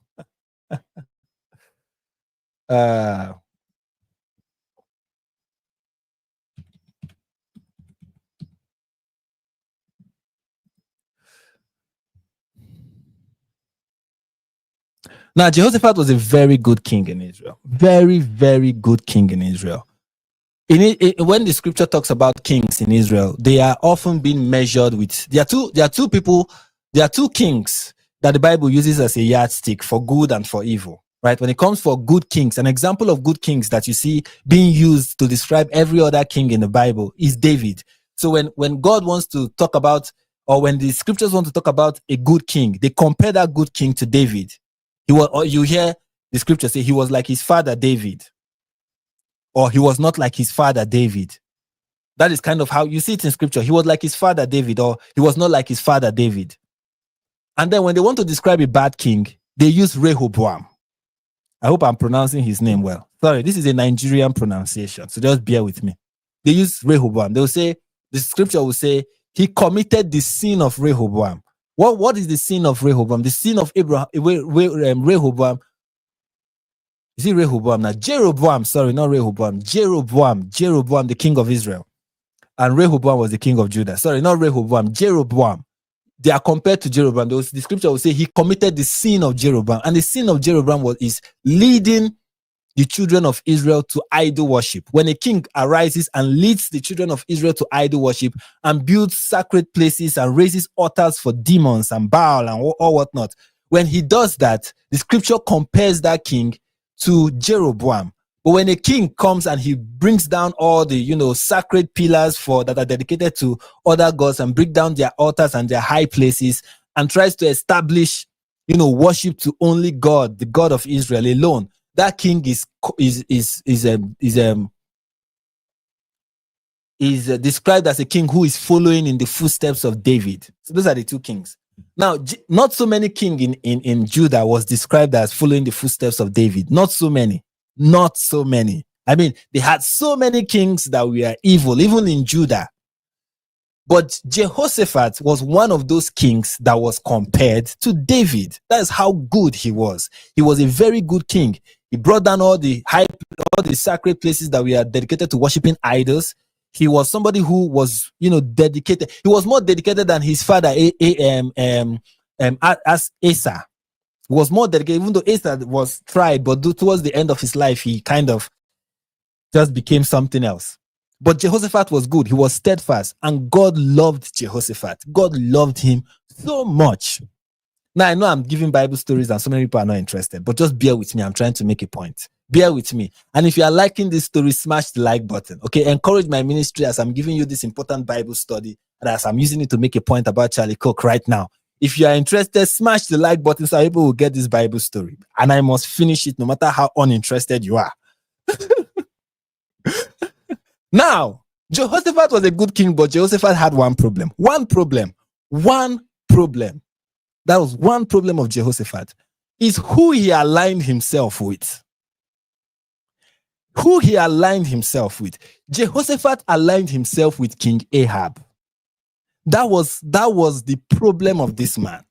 And he was warned by so many prophets. Stop aligning yourself with Ahab. And do you know what Jehoshaphat's response is? He is my brother. We are both the same. We all descended from Abraham. That is Jehoshaphat's excuse for why he's aligning himself with a man who is worshiping Baal, to a man who is married to Jezebel. For some people who don't know, Ahab is the husband of Jezebel. This man, let me give you an example of just how weird and stupid Jehoshaphat was. There was a time Jehoshaphat was going to battle with Ahab. And Ahab was afraid that he was going to die in that battle. And that the king they were going to fight was going to look for Ahab to kill him. And Ahab and Jehoshaphat joined forces together to fight this king. But Jehoshaphat was fighting for the king of Israel, not for Judah. He was fighting for the king of Israel. He was fighting for Ahab. He was trying to help Ahab. Ahab knew he was going to be a serious target. And Ahab told Jehoshaphat, when we go out to go and fight, Jehoshaphat, you dress up as the king of Israel. And I will go undercover. I will camouflage as if I'm not the king.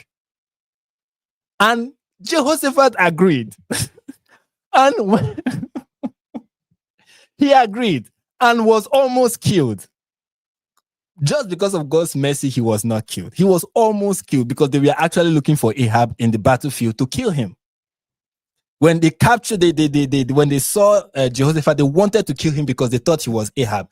Jehoshaphat knew that, and because he was aligned with Ahab, he agreed with it, even though he knew it was a threat to his own life. That was how committed to the alliance Jehoshaphat was with his alliance with Ahab. That's how committed he was. He was so committed that his first son married the daughter of Jezebel, the person who was going to be heir to his throne. This is somebody who loved God. Yet because he was so committed to building alliance, his first son, the person who is going to succeed him, got married to the daughter of Jezebel. And you see that marriage almost wiped out the entire lineage of Jehoshaphat. Almost did that. Because when Jehoshaphat died and his son took over, the one married to Athaliah, and the son went and was still fighting with the king of Israel, in alliance with the king of Israel, and died in battle, Athaliah went mad and killed every heir to the throne and made herself queen. That is why it is important you be careful with people you align yourself with. They can destroy your lineage. They can destroy your legacy. They can destroy everything you work hard for. Everything you work hard for in life can be destroyed because you align yourself with the wrong people. And this is something that is happening in the case of Charlie.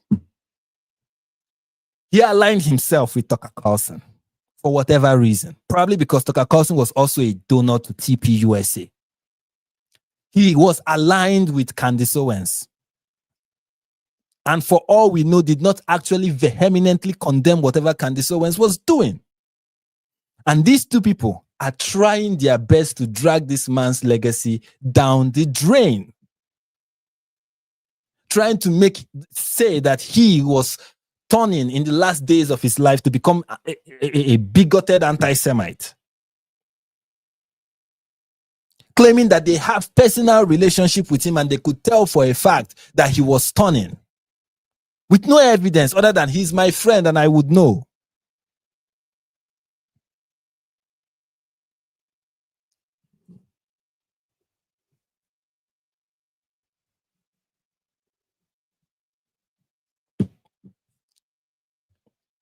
Now that is how good people lose their legacy, because of the people they make friends with. I know we all talk, and that is why all this, we can always work together. I will work together with anyone who, dude, I get where you are coming from. I understand the political advantage of that. But I want to encourage Christians, especially Christians in politics, that value is important. God is important. Okay? And even if, hold on to your values, even if, and don't try to compromise it just because you want to build a strong coalition. Your Christian values, hold on to it. And don't let go of it. You know, I'm reminded of the story of, it's another Old Testament story. Ezra. I think it was Ezra. I'm not sure right now, but I think it's Ezra. I don't think it's Nehemiah. It was Ezra. Ezra wanted to travel. Yeah, it was Ezra. Wanted to travel with some Jews to the land of Israel from where they were held captive, because the king then of the nation they were held captive by had allowed them, giving them permission to go back to Jerusalem and rebuild the temple. And for those for those Jews who were in exile to return. And Ezra wanted to return with some Jews. But the road is kind of dangerous, right? It's a dangerous path. So they needed security. And they were contemplating going to the king and asking the king for security. But Ezra considered that, why will he go to the king and ask for security when he has told the king about the greatness of their God? That's the Jewish God, Yahweh. They've said Yahweh is great, Yahweh is all this. And now we are going to go and meet a pagan king and to ask him for security. And they decided to pray and not ask him. And they went, and their trip was successful. They were not waylaid on the way by bandits. God preserved them because they acknowledged him and they consider him. If you want to build a strong coalition as a politician, trust in God. Don't align yourself with some people and say, hey, at least he's going to help us strengthen my coalition. If it comes to the point where you have to align yourself with pretty bad people, choose not to and to trust in God. That is my advice to people in politics. Of course, I'm not in politics. That is why I can give this advice. Aiden said, Ezra, the son of Allah. Yeah, that Ezra, of course. That Ezra. It is definitely that Ezra. It is definitely that Ezra. Anyway, that is my message on the day on Sabbath day. People will be wondering, how do you know all these Old Testament stories? I'm a Christian. We read a huge part of our book is the Old Testament. And I know there are so many Christians who don't read Old Testament books. They usually focus on. It might interest you to know that my favorite book of the Bible is the book of Job. Like, that is my favorite book of the Bible, the book of Job. I really, yes, it was talking about suffering and it's one book that make me, in fact, it became my favorite this year. Because a couple of things happened in my life, and the book of Job really helped me to understand that, even though somebody is going through, anyway, let me not go on this tangent and start talking about Job. Or should I? Let me know. Anyways.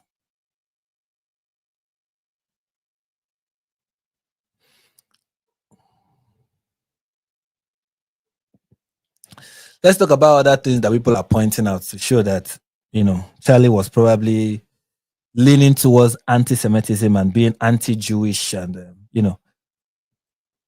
I mean, here's an article from the legendary New York Times. This is an article from the New York Times, of course. And many Groypers are these are, I love the woke right. I love them for how they are as inconsistent as the woke left. That's one thing I love about them, just that inconsistency. These are people who bash the New York Times and be like, of course, I bash the New York Times, but I also cite them because I know sometimes they are the only ones with the credible news. I bash them when they get it wrong. I don't bash them and be like, nobody should read the New York Times. I bash them and be like, okay, this is an example of them getting it wrong because I want them to get it right. That is why I bash New York Times and legacy media. Because I do wonder, I'm not like many people who are like, this is the death of legacy media. If you think, because see, in recent years, I've come to realize if you think legacy media is bad, if you think they are terrible, go and see what is happening in alternate media. Go and see what is happening in the podcast space. If you think there's misinformation in legacy media, there is bigger and greater misinformation in alternate media. And this is one of the misinformation in legacy media with regards to Charlie. Now, they're talking about anti-Semitism. They said Mr. Kirk was repeatedly accused of anti-Semitism, including by fellow conservatives, which is interesting. What? People accuse him of being an anti-Semite. Okay, what is one example? He was a proponent of replacement theory. a once fringe conspiracy theory positing that Jews are trying to replace white Americans with non-white immigrants. The ideology motivated the gunman who killed 11 worshippers at a Pittsburgh synagogue in 2018. This is weird. I know he's anti-immigration, but he's not in support of the idea that Jews are the ones pushing immigration because they want to replace white people with non-white people. That is absolutely ridiculous. Charlie did not say anything like that. Next accusation. Mr. Kirk also accused Jewish philanthropists of fomenting anti-whiteness by supporting liberal anti-racism causes like the Black Lives Matter movement. I don't think that is anti-Semitic. And I think even Ben Shapiro will say the same thing, that there are many Jewish donors who have given money to support anti-liberal causes, many of which came to bite them in the behind when the Free Palestine movement became, very strong on college campuses, which is one of the places where many powerful Jewish donors, we are supporting these institutions and supporting what they stood for and supporting the programs they advocate for. Many of them supported Black Lives Matter movement only for Black Lives Matter to glorify the October 7 attack. And many of them began to withdraw their support.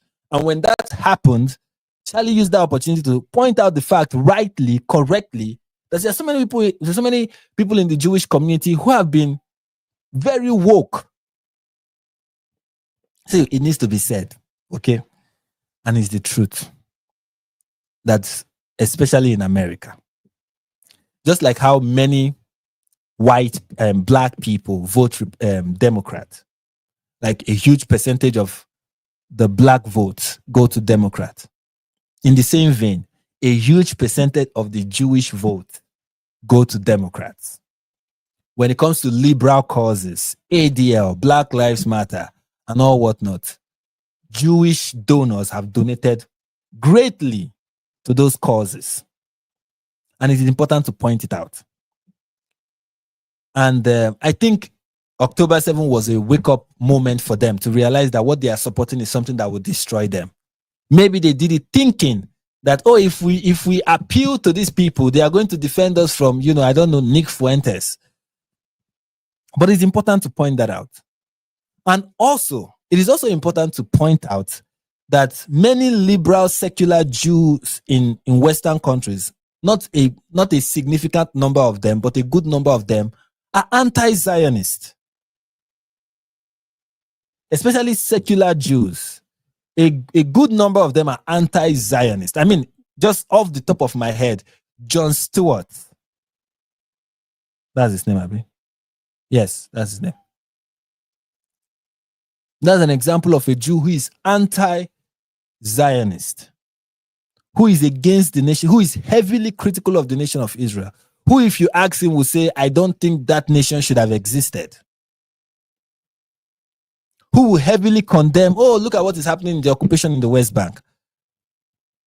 So it is important to point that out. It doesn't mean that any person who points that out is somehow an anti-Semite. And this is what the ADL had become famous for. Any person who criticizes George Soros, the ADL will say that person is an anti-Semite. They did it with Elon Musk. And these are Jewish organizations that have been horrible. Surprise, surprise, just like every other person, Jews can be bad people too. It is not a secret. Just like black people can be bad, white people can be bad. And for those who want to be like, okay, you see, which one? You see, the Jews are. Do you know that the highest population of people on the planet? This is the highest population of people on the planet who are woke, who are radical leftists, who are communists. The highest number on the planet are white people. Okay, keep that in mind. If you want to use the fact that Jewish people are woke to, demonize Jews, just know that the highest number of wokies, the highest number of communists and people who push leftist ideology, the highest number in the world, besides China, are white people. Okay, so it is not wrong, like I was saying, it's not wrong for him to point that out. That's it. We have Jewish donors that support.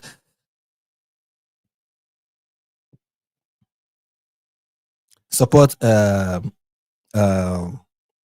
what was I saying? Who support like illiberal causes without knowing, of course, rather. So for the New York Times, this is an example of anti-Semitism. And this is the quote: the philosophical foundation of anti-whiteness has been largely financed by Jewish donors in the country, he said on his show in 2023. It's funny that this was said as far back as 2023, when subsequently Charlie was vehemently supporting the nation of Israel. And the people he was criticizing when he said this were secular Jews. I hope I have a footage of that, and we are going to go through it, because the people who he was targeting are secular Jews who support leftist causes. Then the New York Times continued, said not long after, he accused Jews of controlling not just the colleges. It's the non-profits, it's the movies, it's Hollywood, it's all of it. I don't even understand how this is supposed to be anti-Semitic, but okay. Allies of Mr. Kirk often sought to defend him against accusation of anti-Semitism by citing his support for Israel and how he defended Israel's action in Gaza. After his death, the Prime Minister, mourned him as a lion-hearted friend of Israel who stood tall for Judeo-Christian civilization. And this is the person that you're accusing of being an anti-Semite. Of course, he wasn't. And later on, the New York Times issued a correction. An earlier version of this article described incorrectly an anti-Semitic statement that Charlie Kirk had made on an episode of his podcast. It was quoting a statement from a post on social media and went on to criticize it. It wasn't his own statement. Anyway, obviously that statement didn't make it in this revised version that I'm reading. But I've forgotten exactly what that was, because now it's not there, but many people saw it and ran with it. But anyways, this is one example of a news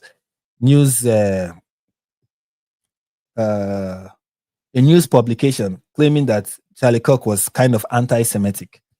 Then we have the gray zone, the mighty gray zone. Oh, where is the gray zones article? I hope it's here. Yep, here it is. And they had this headline, this very annoying headline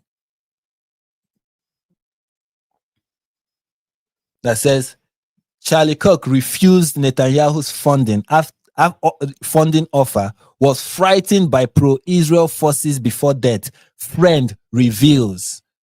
And when you read the article, there are so many accusations of, let me just read a part of it. A Trump insider and longtime friend of Charlie told the Gray Zone how the assassinated conservative leader's turning point on Israeli influence provoked a private backlash from Netanyahu's ally that left him angry and afraid. The source said anxiety spread within the Trump administration after an apparent Israeli spy operation was uncovered. Apparently, the Jews were spying on Charlie, according to this guy who, guess what? According to this insider and long-standing friend, guess what? He goes unnamed. Yeah, he's so confident and wants people to know what he's saying that he will not drop his name.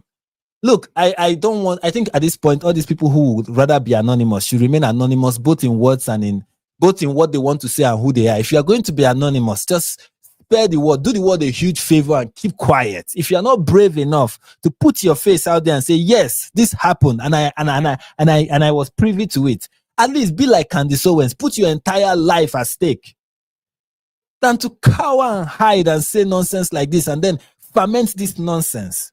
An anonymous source who will not be named because he's afraid. Of course, this source is afraid that if he says something, the Jews are going to snipe him. Jesus Christ. Please remain anonymous.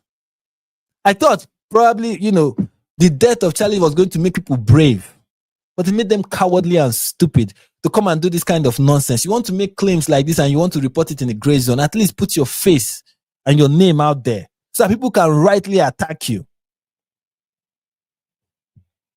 You can go ahead and read the rest of the article, but this whole thing really annoyed me that the person who said it is anonymous. And people are pointing it out. You see, And people like Candice Owens have said that, oh, they are 100% certain that Charlie was leaning towards being critical of Israel, as if he hadn't been critical of Israel before, and hadn't said critical of the Jews, the secular Jews in America, and also haven't said, which is something that is public and well known, that he feels like they're going to try to ethnically cleanse Gaza, which is a view that I think is ridiculous, but fine. He said that, okay, and then because of that, they are going to.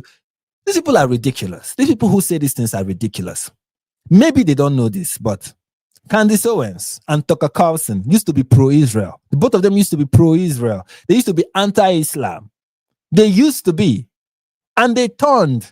And Israel did not snipe them. Isn't that Israel? In fact, they have done more damage than anybody. These people used to be staunch supporters of Israel until recently.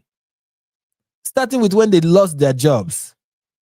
When Charlie visited Israel, the first time the embassy, the US embassy in Jerusalem was being inaugurated, was being inaugurated, whatever. When that was happening, one of the people who went there to witness the event and to celebrate it was Charlie and Candice Owens. Candice Owens had in the past defended Israel vehemently. And when she turned and started saying ridiculous things, defending Kanye West, who wanted to go DEFCON 3 on Jewish people, and who was saying all the nonsense he was saying on Alex Jones with Nick Fuentes. And she was saying some ridiculous things that made her eventually get fired from the Daily Wire. Nobody sniped her.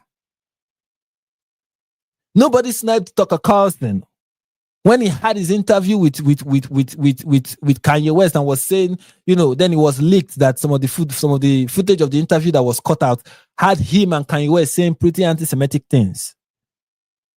Nobody went after these two people, and they speak publicly. They have been in public events. Nobody went after them. The Jews did not try to eliminate or assassinate them, even as they have become so prominent. But it was Charlie Kirk that they just could not let go of. They just could not let go of Charlie.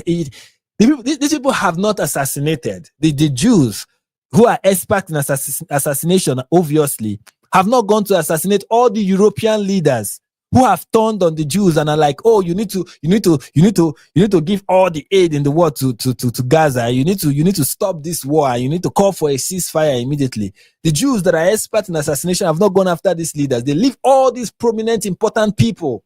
And I'm not saying Charlie is not as important, but they left all these people who are policy makers, decision makers, world leaders. They left all of them. And they were like, yeah, Charlie is the guy that must go, because he's turning on us and we cannot afford to lose him.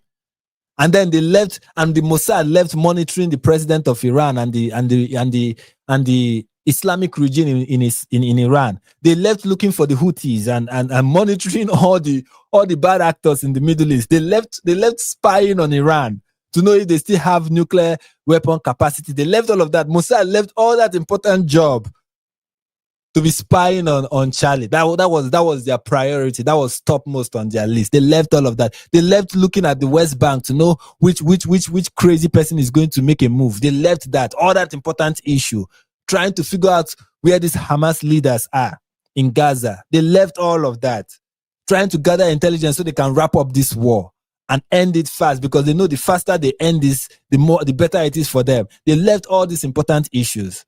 And they were like, yeah, let's get that man they call Charlie Kirk. That is our priority right now.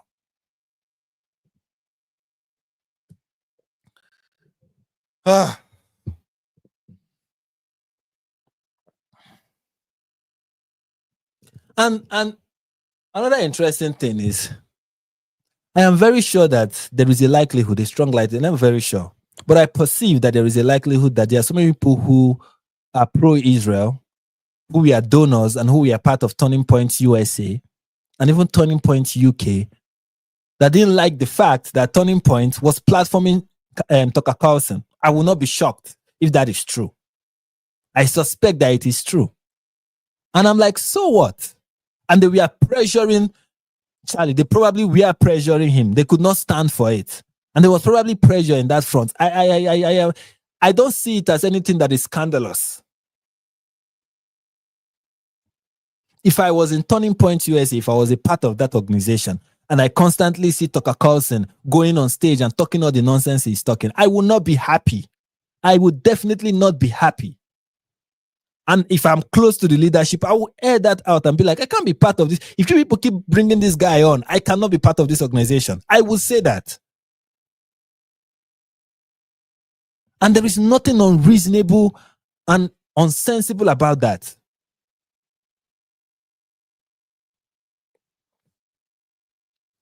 But of course, this is proof that, Charlie and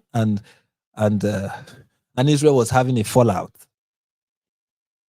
I don't know why he went ahead and continued to platform Tucker Carlson. But if there's one thing he did that was wrong, it was that.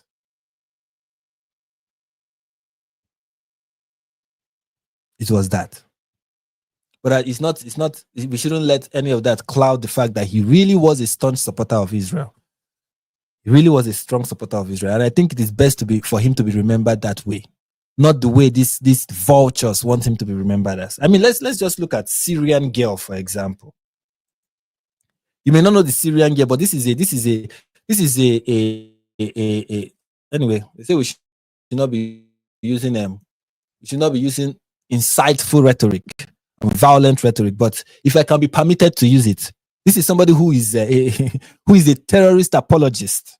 Okay, she's an apologist for terrorists, be it Hezbollah, Hamas, Houthis. She supports them all. And she was like, hey, a few days ago, Charlie started following me. As if that is, at this point, just following somebody according to these people is proof that, you support the person. It might interest them to know that on Twitter, I follow Joe Biden. I follow Kamala Harris. Hell, I follow Candice Owens. You know why I follow Candice Owens? Because I want to know what is the ridiculous thing that she's up to. It is important to know what this woman is up to. And the only way to know that is to follow her. I follow some people who I vehemently oppose because I want to get the update firsthand. But for Syrian girl, that is proof that Charlie is finally cozying up to anti-Semitic rhetoric. Well, what else is new? What else is new, please?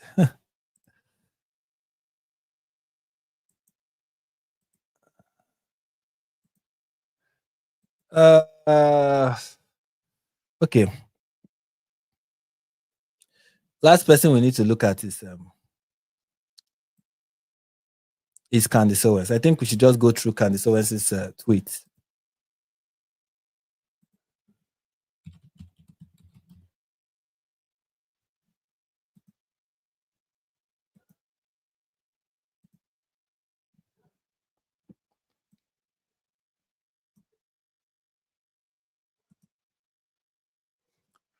As you can see, I'm following her. So I guess this is proof that I am now being an anti-Semite. I'm now being anti-Israel.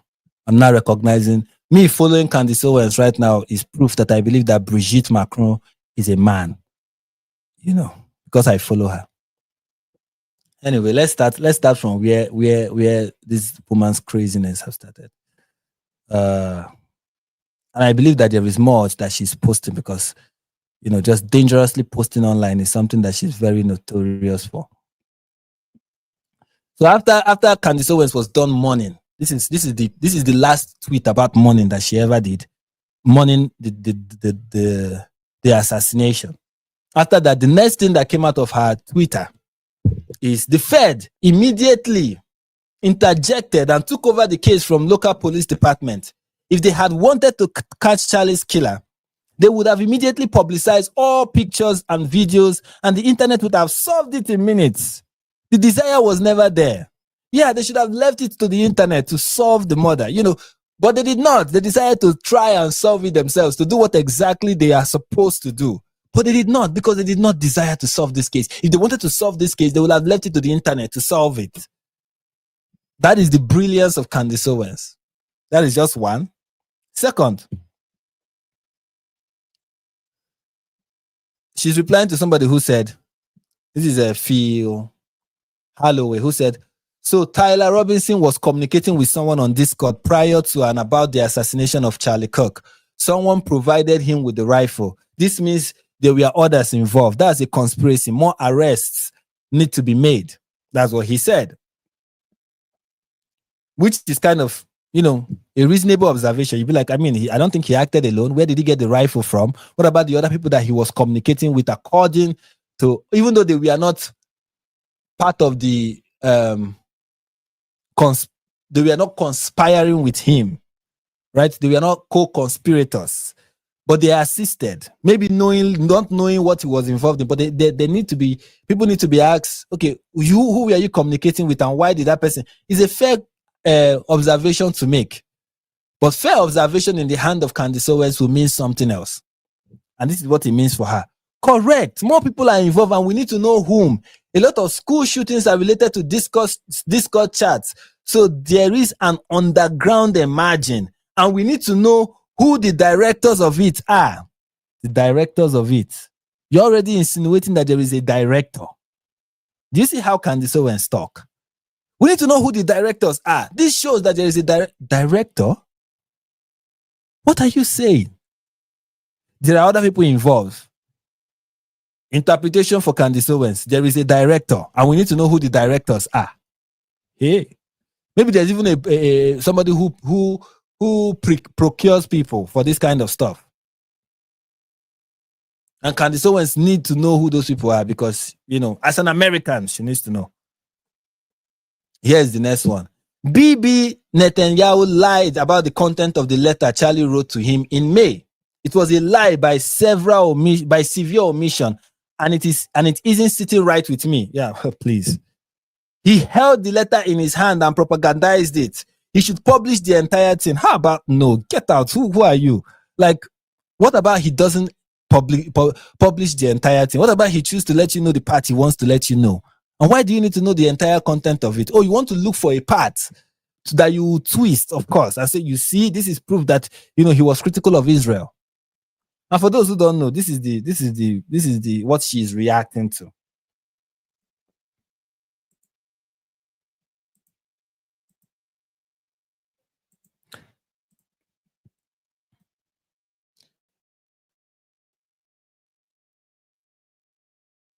This is what she's reacting to, that she said, was propaganda by Bibi.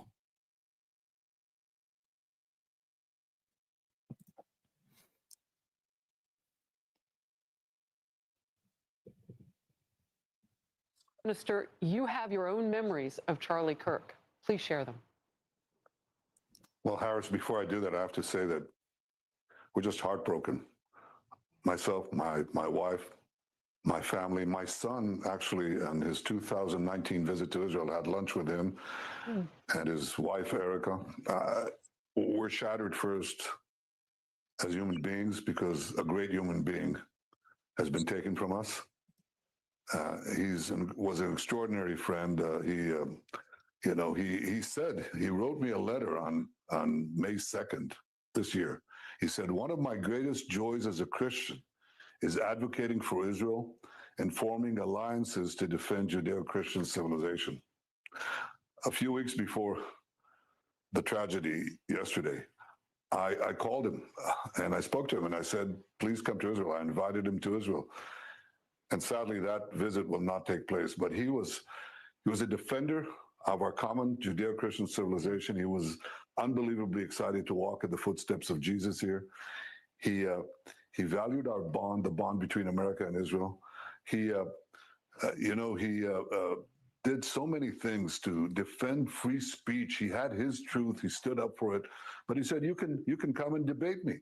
He invited that debate. He certainly didn't invite the violence, the horrible violence that tried to silence him. And, this is a worldwide problem. The people on the extremes, the Islamists, the radical Islamists, and their union with the ultra progressives, they often speak about human rights. They speak about free speech, but they use violence to try to take down their enemies, whether it's President Trump, who's been almost assassinated twice, or, they try to kill me here too. But they got Charlie Kirk, and it's just heartbreaking. Yeah, That is what he said, and that is for Candice Owens. That is propaganda. Read the full letter. Release it. We want to see everything. How dare you? Maybe Candice, maybe you are jealous of the fact that before your best friend, the person you claim to be your number one pal, before your best friend passed away, you both probably didn't have any conversation. Or maybe you did. But while he was talking to many people before he passed, he also spoke with the president of Israel and said things that were nice, and it doesn't sit well with you. And here is the truth. So many people have pointed out, so many people who know Charlie Kirk personally or who have inside information have said, nah, I can't verify because I don't know that, and I don't know him like that. I mean, I'm in Nigeria. I never even get the chance to meet him, sadly. But they've pointed out that when Charlie was alive, he was trying to distance himself from Candice Owens.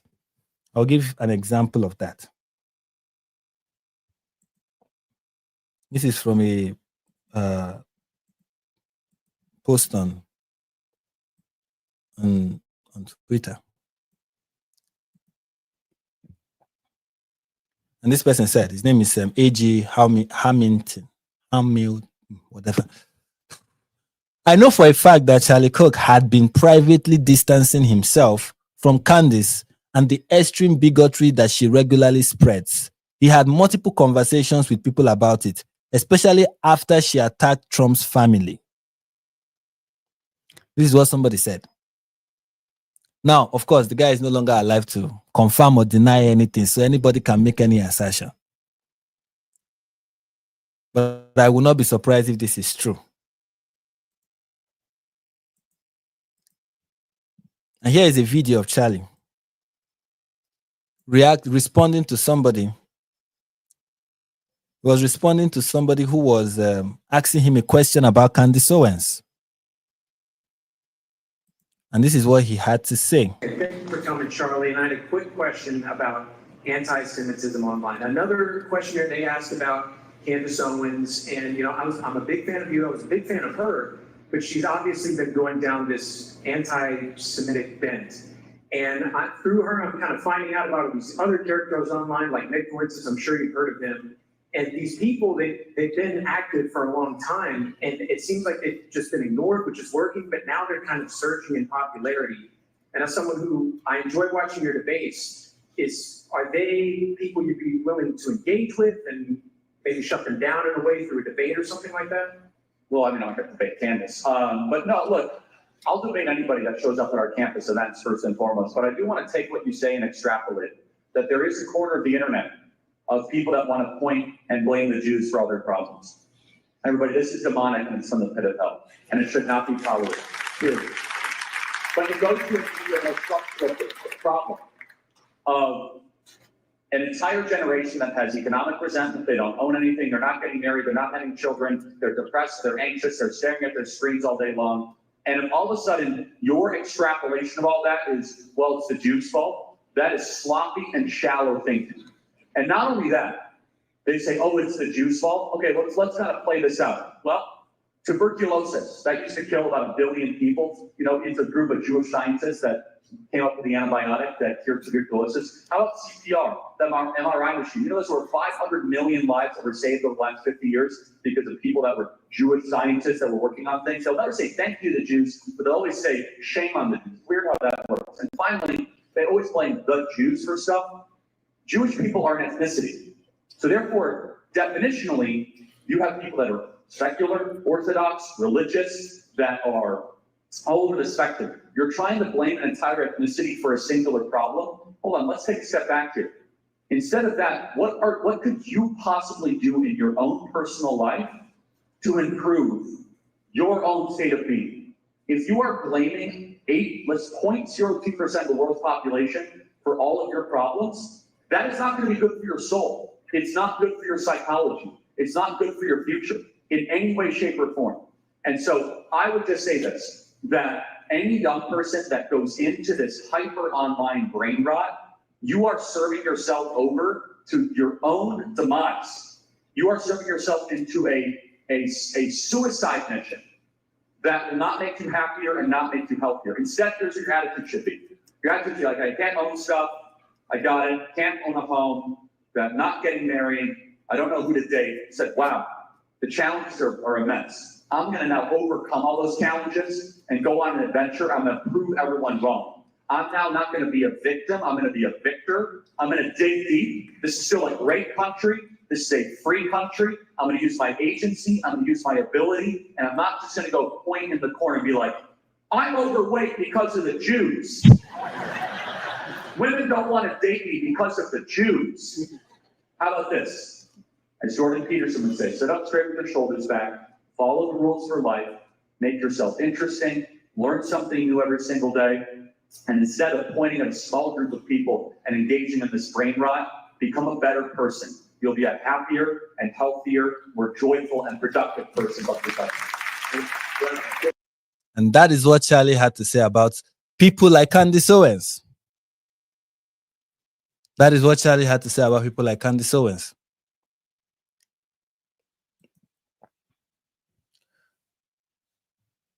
But for Candice Owens, she's like, no, it is 100% true that Charlie opposed war with Iran. And I was fighting with his donors over Israel, as Tucker Carlson had shared on Megyn Kelly's show. This is why I am discomforted by the intentional lies by omission that Bibi told on Fox News about the letter Charlie wrote him. All lies will be revealed. Jesus Christ, this woman needs help. And of course, what is Candice Owens without a few, lies? The father of the shooter was a 27-year-old veteran of the Washington County Sheriff Department. That is a lie.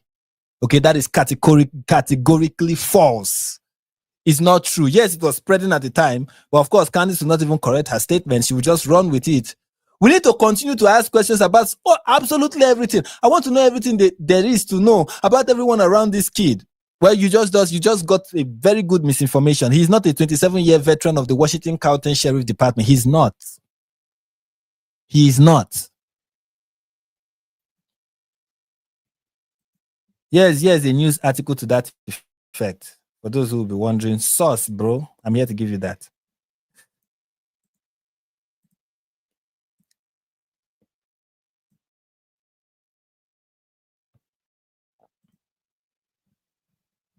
Candice Owens wants to know everything about somebody's family. She will not go to the appropriate sources. She's just going to look for who is going to cook it up. Earlier reports indicated that Matt Robinson, the suspect's father, was a 27-year veteran of the 27-year veteran of the Washington County Sheriff's Department. However, a spokesperson for the sheriff's office told Newsweek that there was no connection. In a post on Facebook, the Washington County Attorney's Office wrote, "You may be seen on the news that a young man named Tyler Robinson has been arrested in connection with Charlie's murder." Charlie's death. The suspect, Tyler Robinson, was arrested in Washington County last night and was transported to Utah County. The Utah County Attorney's Office have jurisdiction over the case. The individual arrested is not related to the Washington County law enforcement, the office wrote. There are multiple people with the same name. We thank our local and federal law enforcement officials for their coordination in the investigation and arrest. So that's the official statement stating this person is not a 27-year veteran of the Washington County sheriffs or Washington County law enforcement. He's not. So that's just, something that she's just throwing out there that isn't true. And then she's like, be very wary rather and suspicious of people who are always telling us to stop asking questions about the Charlie Kirk assassination. You see, here's the thing about Candice Owens, or here's the thing that people like Candice Owens do. People ask questions. Answers are given. Good answers. Reasonable answers. Answers that make sense. And then Candice Owens asks questions like those answers that do not exist. And when people say, but that question has been answered, look at the answer. She goes, why are you coming against me for asking questions? You're asking questions that the answers have already been provided. The answer to this question is already out there. You don't seek for it. You pretend that they don't exist. And then you just say, we are asking questions. We want to know everything. Okay, what exactly is everything? What part of everything do you want to know? You say you wanted videos were released. You say you wanted pictures were released. They were even AI enhanced.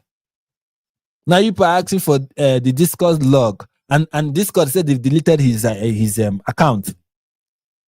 Okay, the FBI took screenshot. They should release it now. But there's an ongoing investigation. Can't you wait? No, if they are waiting, it's because they're trying to falsify. Come on.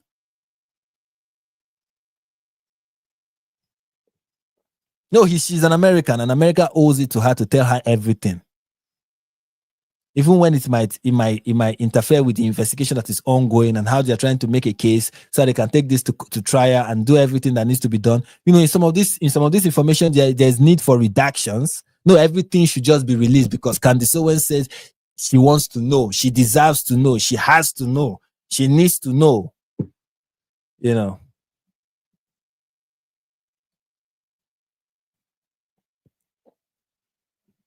And here she is still talking about the letter because that's what is most annoying. And here is Candice's sometime partner in crime. Not all the time. He doesn't go all the way with Candice, but sometimes he dabbles. You know, I guarantee that the FBI was in that Discourse server. That's why we won't get it before it's been scrubbed. Because what does he say? I guarantee the FBI was in that Discourse server, and that's why we won't get it before it's been scrubbed. I think you wanted to say because it's been scrubbed, not before. But anyways, it's Twitter. People, when you are trying to tweet fast. And then there's of course, which is true. Discord has said that, you know, the information that the Fed released or the government released about the fact that the message that there was a message that was sent on Discord. I saw a report on TMZ. That was making a clarification that the FBI got it wrong. That the message in question of Tyler giving to a friend, telling the friend where he dropped the ammunition and stuff, or he dropped the gun, was not sent on Discord. It was sent through a different medium. It wasn't Discord. But there were some activities on Discord, but that information was not on Discord. So Discord was right in saying, yes, that was not sent via Discord. It was sent through another platform or through another means. I think there was a TMZ report on that. But of course, very many information, both verified and non-verified, are floating right now. And instead of people like Candice, who have millions of people listening to them, to take caution in, you know, spreading, in popularizing which one, they just, you know, put everything out there because that's how they even want the FBI to operate. You know, don't confirm any information. It might ruin people's life when you just go with the first thing that was brought before you. But not only go with it, but make it public is how Candice Owens wants intelligence organizations to operate, because she's a very smart person. And here's another one. Charlie was fighting with some very powerful billionaires that he took money from over things he was discussing. The pressure was on him. The pressure on him was immense over the last 2 weeks. The truth will be revealed. The messages will be leaked. And the movement he built will rise up. Yeah. Oh, Jesus Christ. Oh, boy. And this is how they are trying to destroy this man's legacy. This is that thing I was saying earlier about who you align yourself with. You see what is happening. You see how one lady, and you know this lady is a crazy person. You know how far she will go. You saw what she did with Brigitte Macron. You know how far she will go. And this is the person. This is the Ahab. This is the Ahab of Charlie Kirk. This is his Ahab.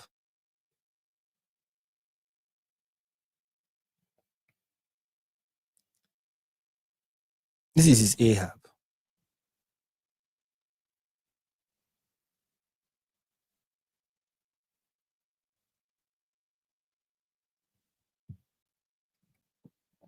This is his Ahab.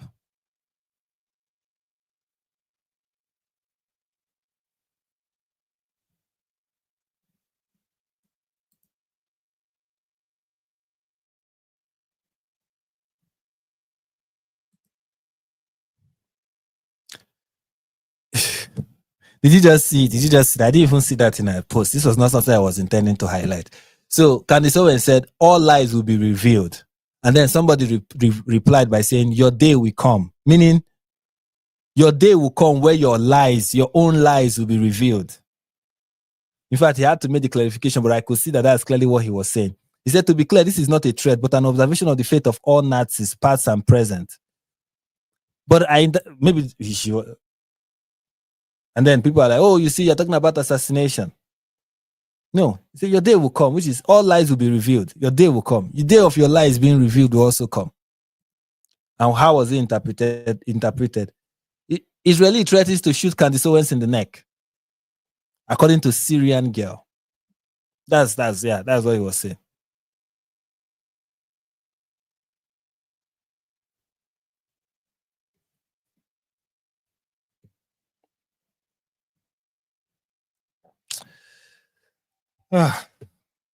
It's well.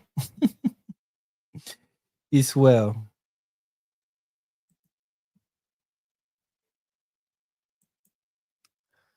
How do I end this? All right. I'll end it by reading super chats. So if you want me to read your super chat and you want me to see your message, this is an opportunity. Send me that money. I know I don't know how to promote my stuff, so let me try again. Please smash that like button. I want to see the like flying. That's not been flying. I've been noticing. Please just keep hitting that like, that love button. Keep hitting it so that the love will be floating in the air. I'm not seeing it, brethren. Men and brethren, smash that love button, okay? And what else?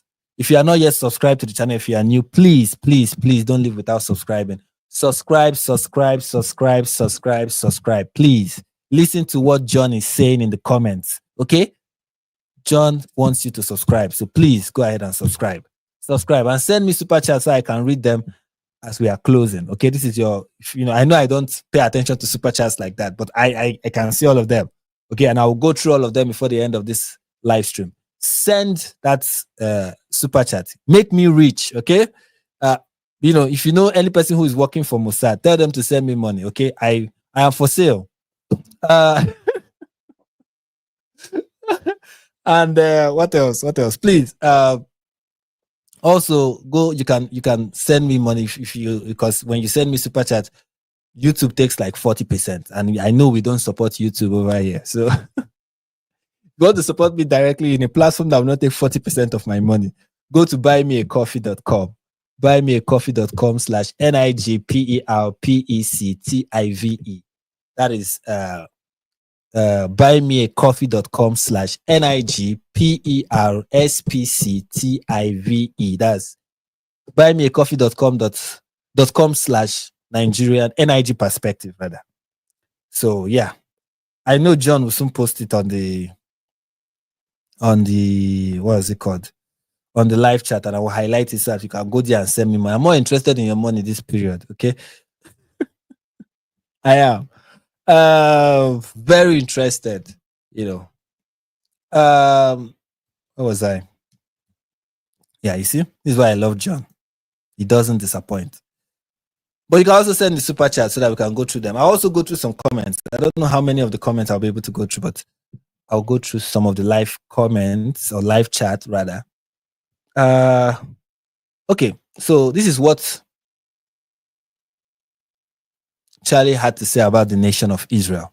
Contrary to all the nonsense you've had that in the last 2 weeks, Charlie had suddenly become Nick Fuentes. Contrary to all the things that Candice and the likes want to say. In the last 2 weeks, Charlie was at the verge of just becoming Nick Fuentes 2.0. But, contrary to that, this is what he is known to have said. We've seen what he had to say about people like Candice Owens. Now, this is what he had to say about the nation of Israel. And I think this is what matters. Not all this noise that are beginning to, erupt all of a sudden. The people who did not mention any of this until he was assassinated. But let's look at what we know about him. Okay? Charlie Kirk, of course, for all of us who know him, who knew him, remembered for so many things today. And one of them is his staunch support of Israel. He visited in 2018. I remember. That was the first time I met him. It was at the U.S. Embassy after it had moved to Jerusalem from Tel Aviv. That was one of then President Trump's first term decisions. And Charlie was there also the following year, supporting Israel's war against Hamas and against the anti-Semitism that followed. Watch. When we as Christians go to Israel, we are celebrated and treated like the most amazing you could ever imagine. Okay, Israel changed my life. When I went to Israel, I was reading Bible stories my whole life as a committed Christian. And all of a sudden, I had a life-changing experience. The nation of Israel actually has a place in God's plan for us on this planet. There's something special about Israel, and I think we have a moral commitment to that land. The Israeli community has been very welcoming of us as Christians and our faith to the homeland. And it will not go unnoticed. The Israeli Foreign Ministry said this morning Charlie Kirk was a steadfast friend of Israel and a true ally of the Jewish people. He stood proudly for the Judeo-Christian values which bind Israel and America. And Charlie's fearless commitment to truth and freedom cost him his life. Violence may have taken him, but it cannot silence his legacy. May his memory be a blessing. The Amen. Prime Minister of Israel, Benjamin Netanyahu, in focus now. Prime Minister. Amen. And then there is the other things he had to say.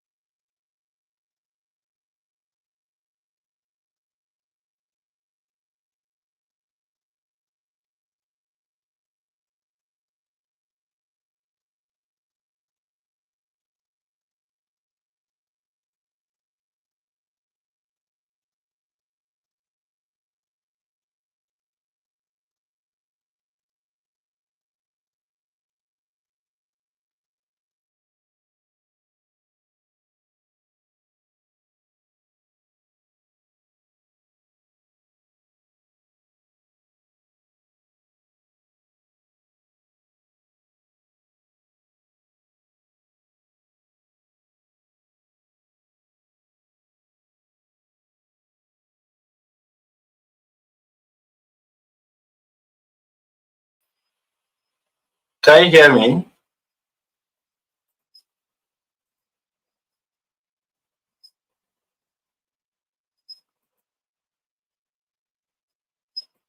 What is all this?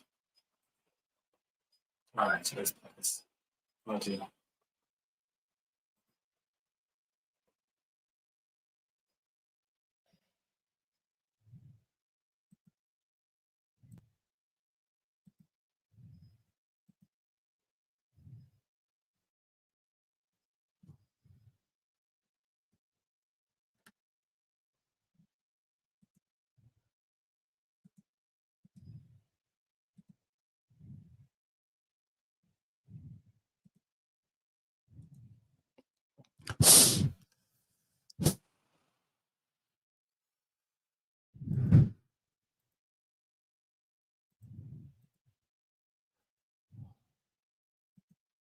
You can hear me, right? But you can't see me. We have a problem.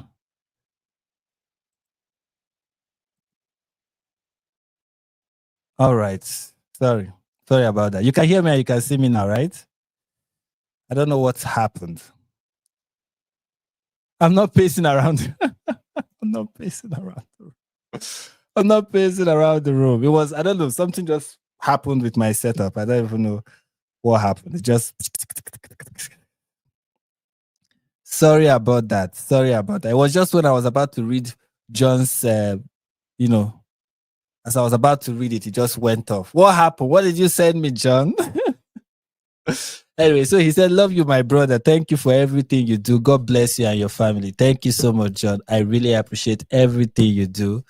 I really, really appreciate it. This is Life of Energia.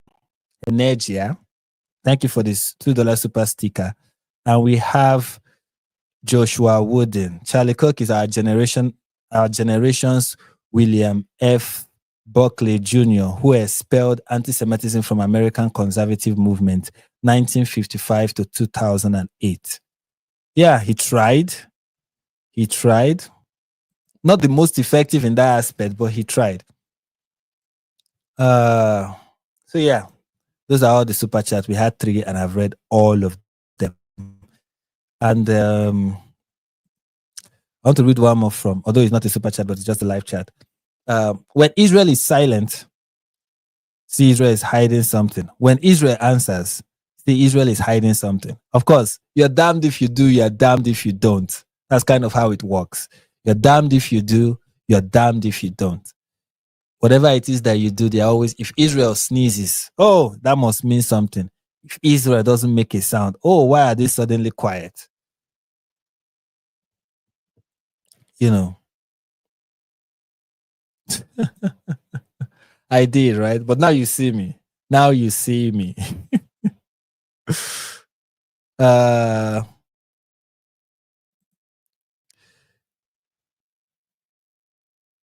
Oh, don't worry. I understand. I understand, Jax. I understand. I understand.